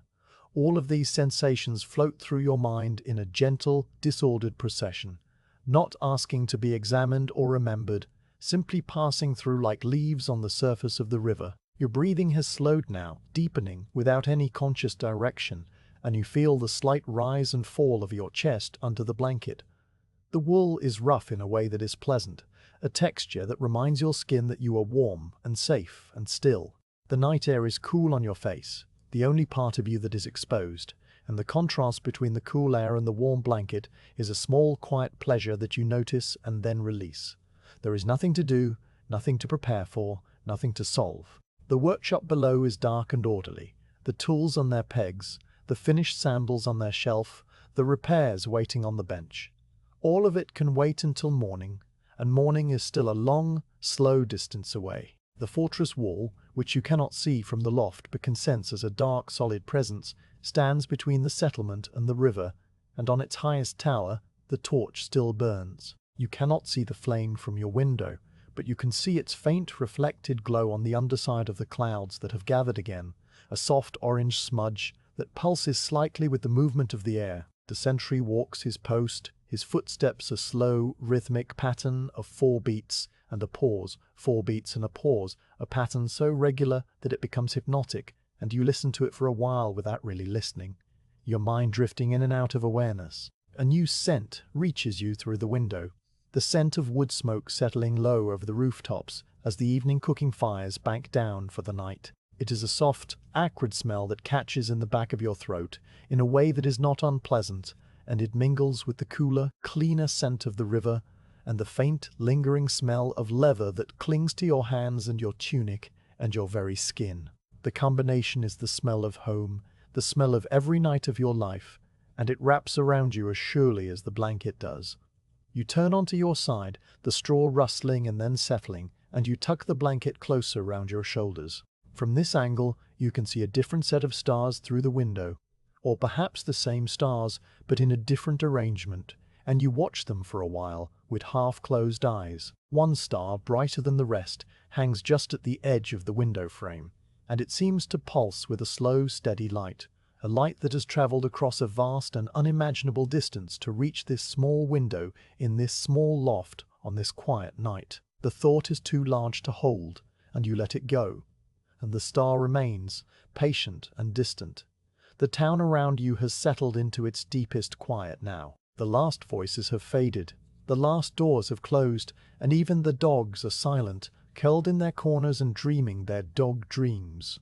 The only living thing still moving are the sentries on the wall and the small secret creatures of the night, the mice in the thatch and the owls in the trees along the riverbank. An owl calls once, a long, soft hoot that carries clearly through the still air, and then it is silent, and the river reclaims the night. Your mind drifts back to the sandals, not with any sense of purpose, but simply because they have been the center of your day. The new pair sits on the shelf downstairs, complete and ready, their hobnails gleaming faintly in the dark, their straps crossed in the regulation pattern. Tomorrow or the next day, a soldier will come to collect them, a man you may have seen before or may not, and he will hand over a few coins and then walk away with the sandals under his arm. You will probably never know where those sandals travel, what roads they march, what rivers they ford, what distant frontiers they eventually reach. But you know that they will serve well, that they will hold together through long miles and hard use, because you made them with care and patience and the skill of a lifetime. This knowledge is not a source of pride, but a source of quiet contentment, a feeling that settles into you as gently as the straw settles under your weight. The day ahead, when it comes, will be much like this day has been. You will wake in the grey light before dawn, pull on your tunic, draw water from the well, light the lamp in the workshop. You will take down a hide from the shelf and soften it with the stone. Trace the outlines of new soles, cut and soak and shape and stitch. The repairs waiting on the bench will be dealt with, the torn strap replaced, the worn heel patched. The rhythm will be the same, slow and steady and unhurried, and the sounds of the fortress will be the same, the horns and the boots and the distant hammer, and the river will continue its endless murmur beneath everything, the one true constant in a world of small, daily changes. This thought, the thought of the day ahead and the day after that, and all the days stretching forward in their quiet, predictable sequence, does not fill you with weariness or boredom. It fills you with a deep, calm sense of peace, the peace of knowing exactly where you belong and what you will do. You are the sandal maker, and this is your workshop, and the fortress will need sandals for as long as it stands, and so your life has a shape and a purpose that is as solid and enduring as the stone wall and the flowing river. This is enough.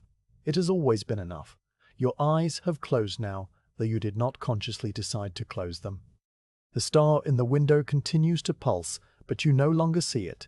The river continues to murmur, but it has become less a sound and more a feeling, a low, steady vibration that seems to pass through the earth itself and rise up through the mattress and into your bones. Your breathing is slow and deep, each exhale a little longer than the last, each inhale a little softer. The boundary between your body and the straw, between your thoughts and the darkness, between waking and sleep, is growing thin and indistinct, like the mist that rises from the river at dawn. You are aware, in a distant, floating way, of the weight of the blanket and the coolness of the air and the faint, lingering smell of leather. You are aware of the sentry's footsteps pausing and then resuming, of the owl calling once more from the riverbank, of the first faint, silvery light that will not appear for hours, but is already beginning its slow journey toward the eastern sky. And you are aware, most of all, of a profound stillness. A stillness that is not the absence of sound, but the presence of peace. A peace that fills the loft and the workshop and the fortress and the river and the whole wide, quiet world. The last thought that drifts through your mind is not a thought at all, but an image, a picture seen with the eyes of memory. The two new sandals sitting side by side on the shelf, dark and solid and complete, their hobnails shining softly in the darkness of the closed workshop. The image holds for a moment, steady and clear, and then it begins to fade, the edges softening, the details blurring, until there is nothing left but a gentle amber glow, like the glow of the lamp just after you have blown it out. And then even that glow fades, and there is only the darkness, and the river, and the slow, peaceful drift into a sleep that is deep and dreamless and entirely at rest. The night settles fully over the vicus, over the fortress, over the broad, dark surface of the Rhine flowing north toward the sea. The sentry on the tower wraps his cloak tighter and gazes out at the stars, and the mice in the thatch nestle deeper into their nests, and the hides on the shelf in the workshop wait patiently in the dark. Nothing moves, nothing hurries, nothing worries. The world is quiet, and the sandal maker sleeps.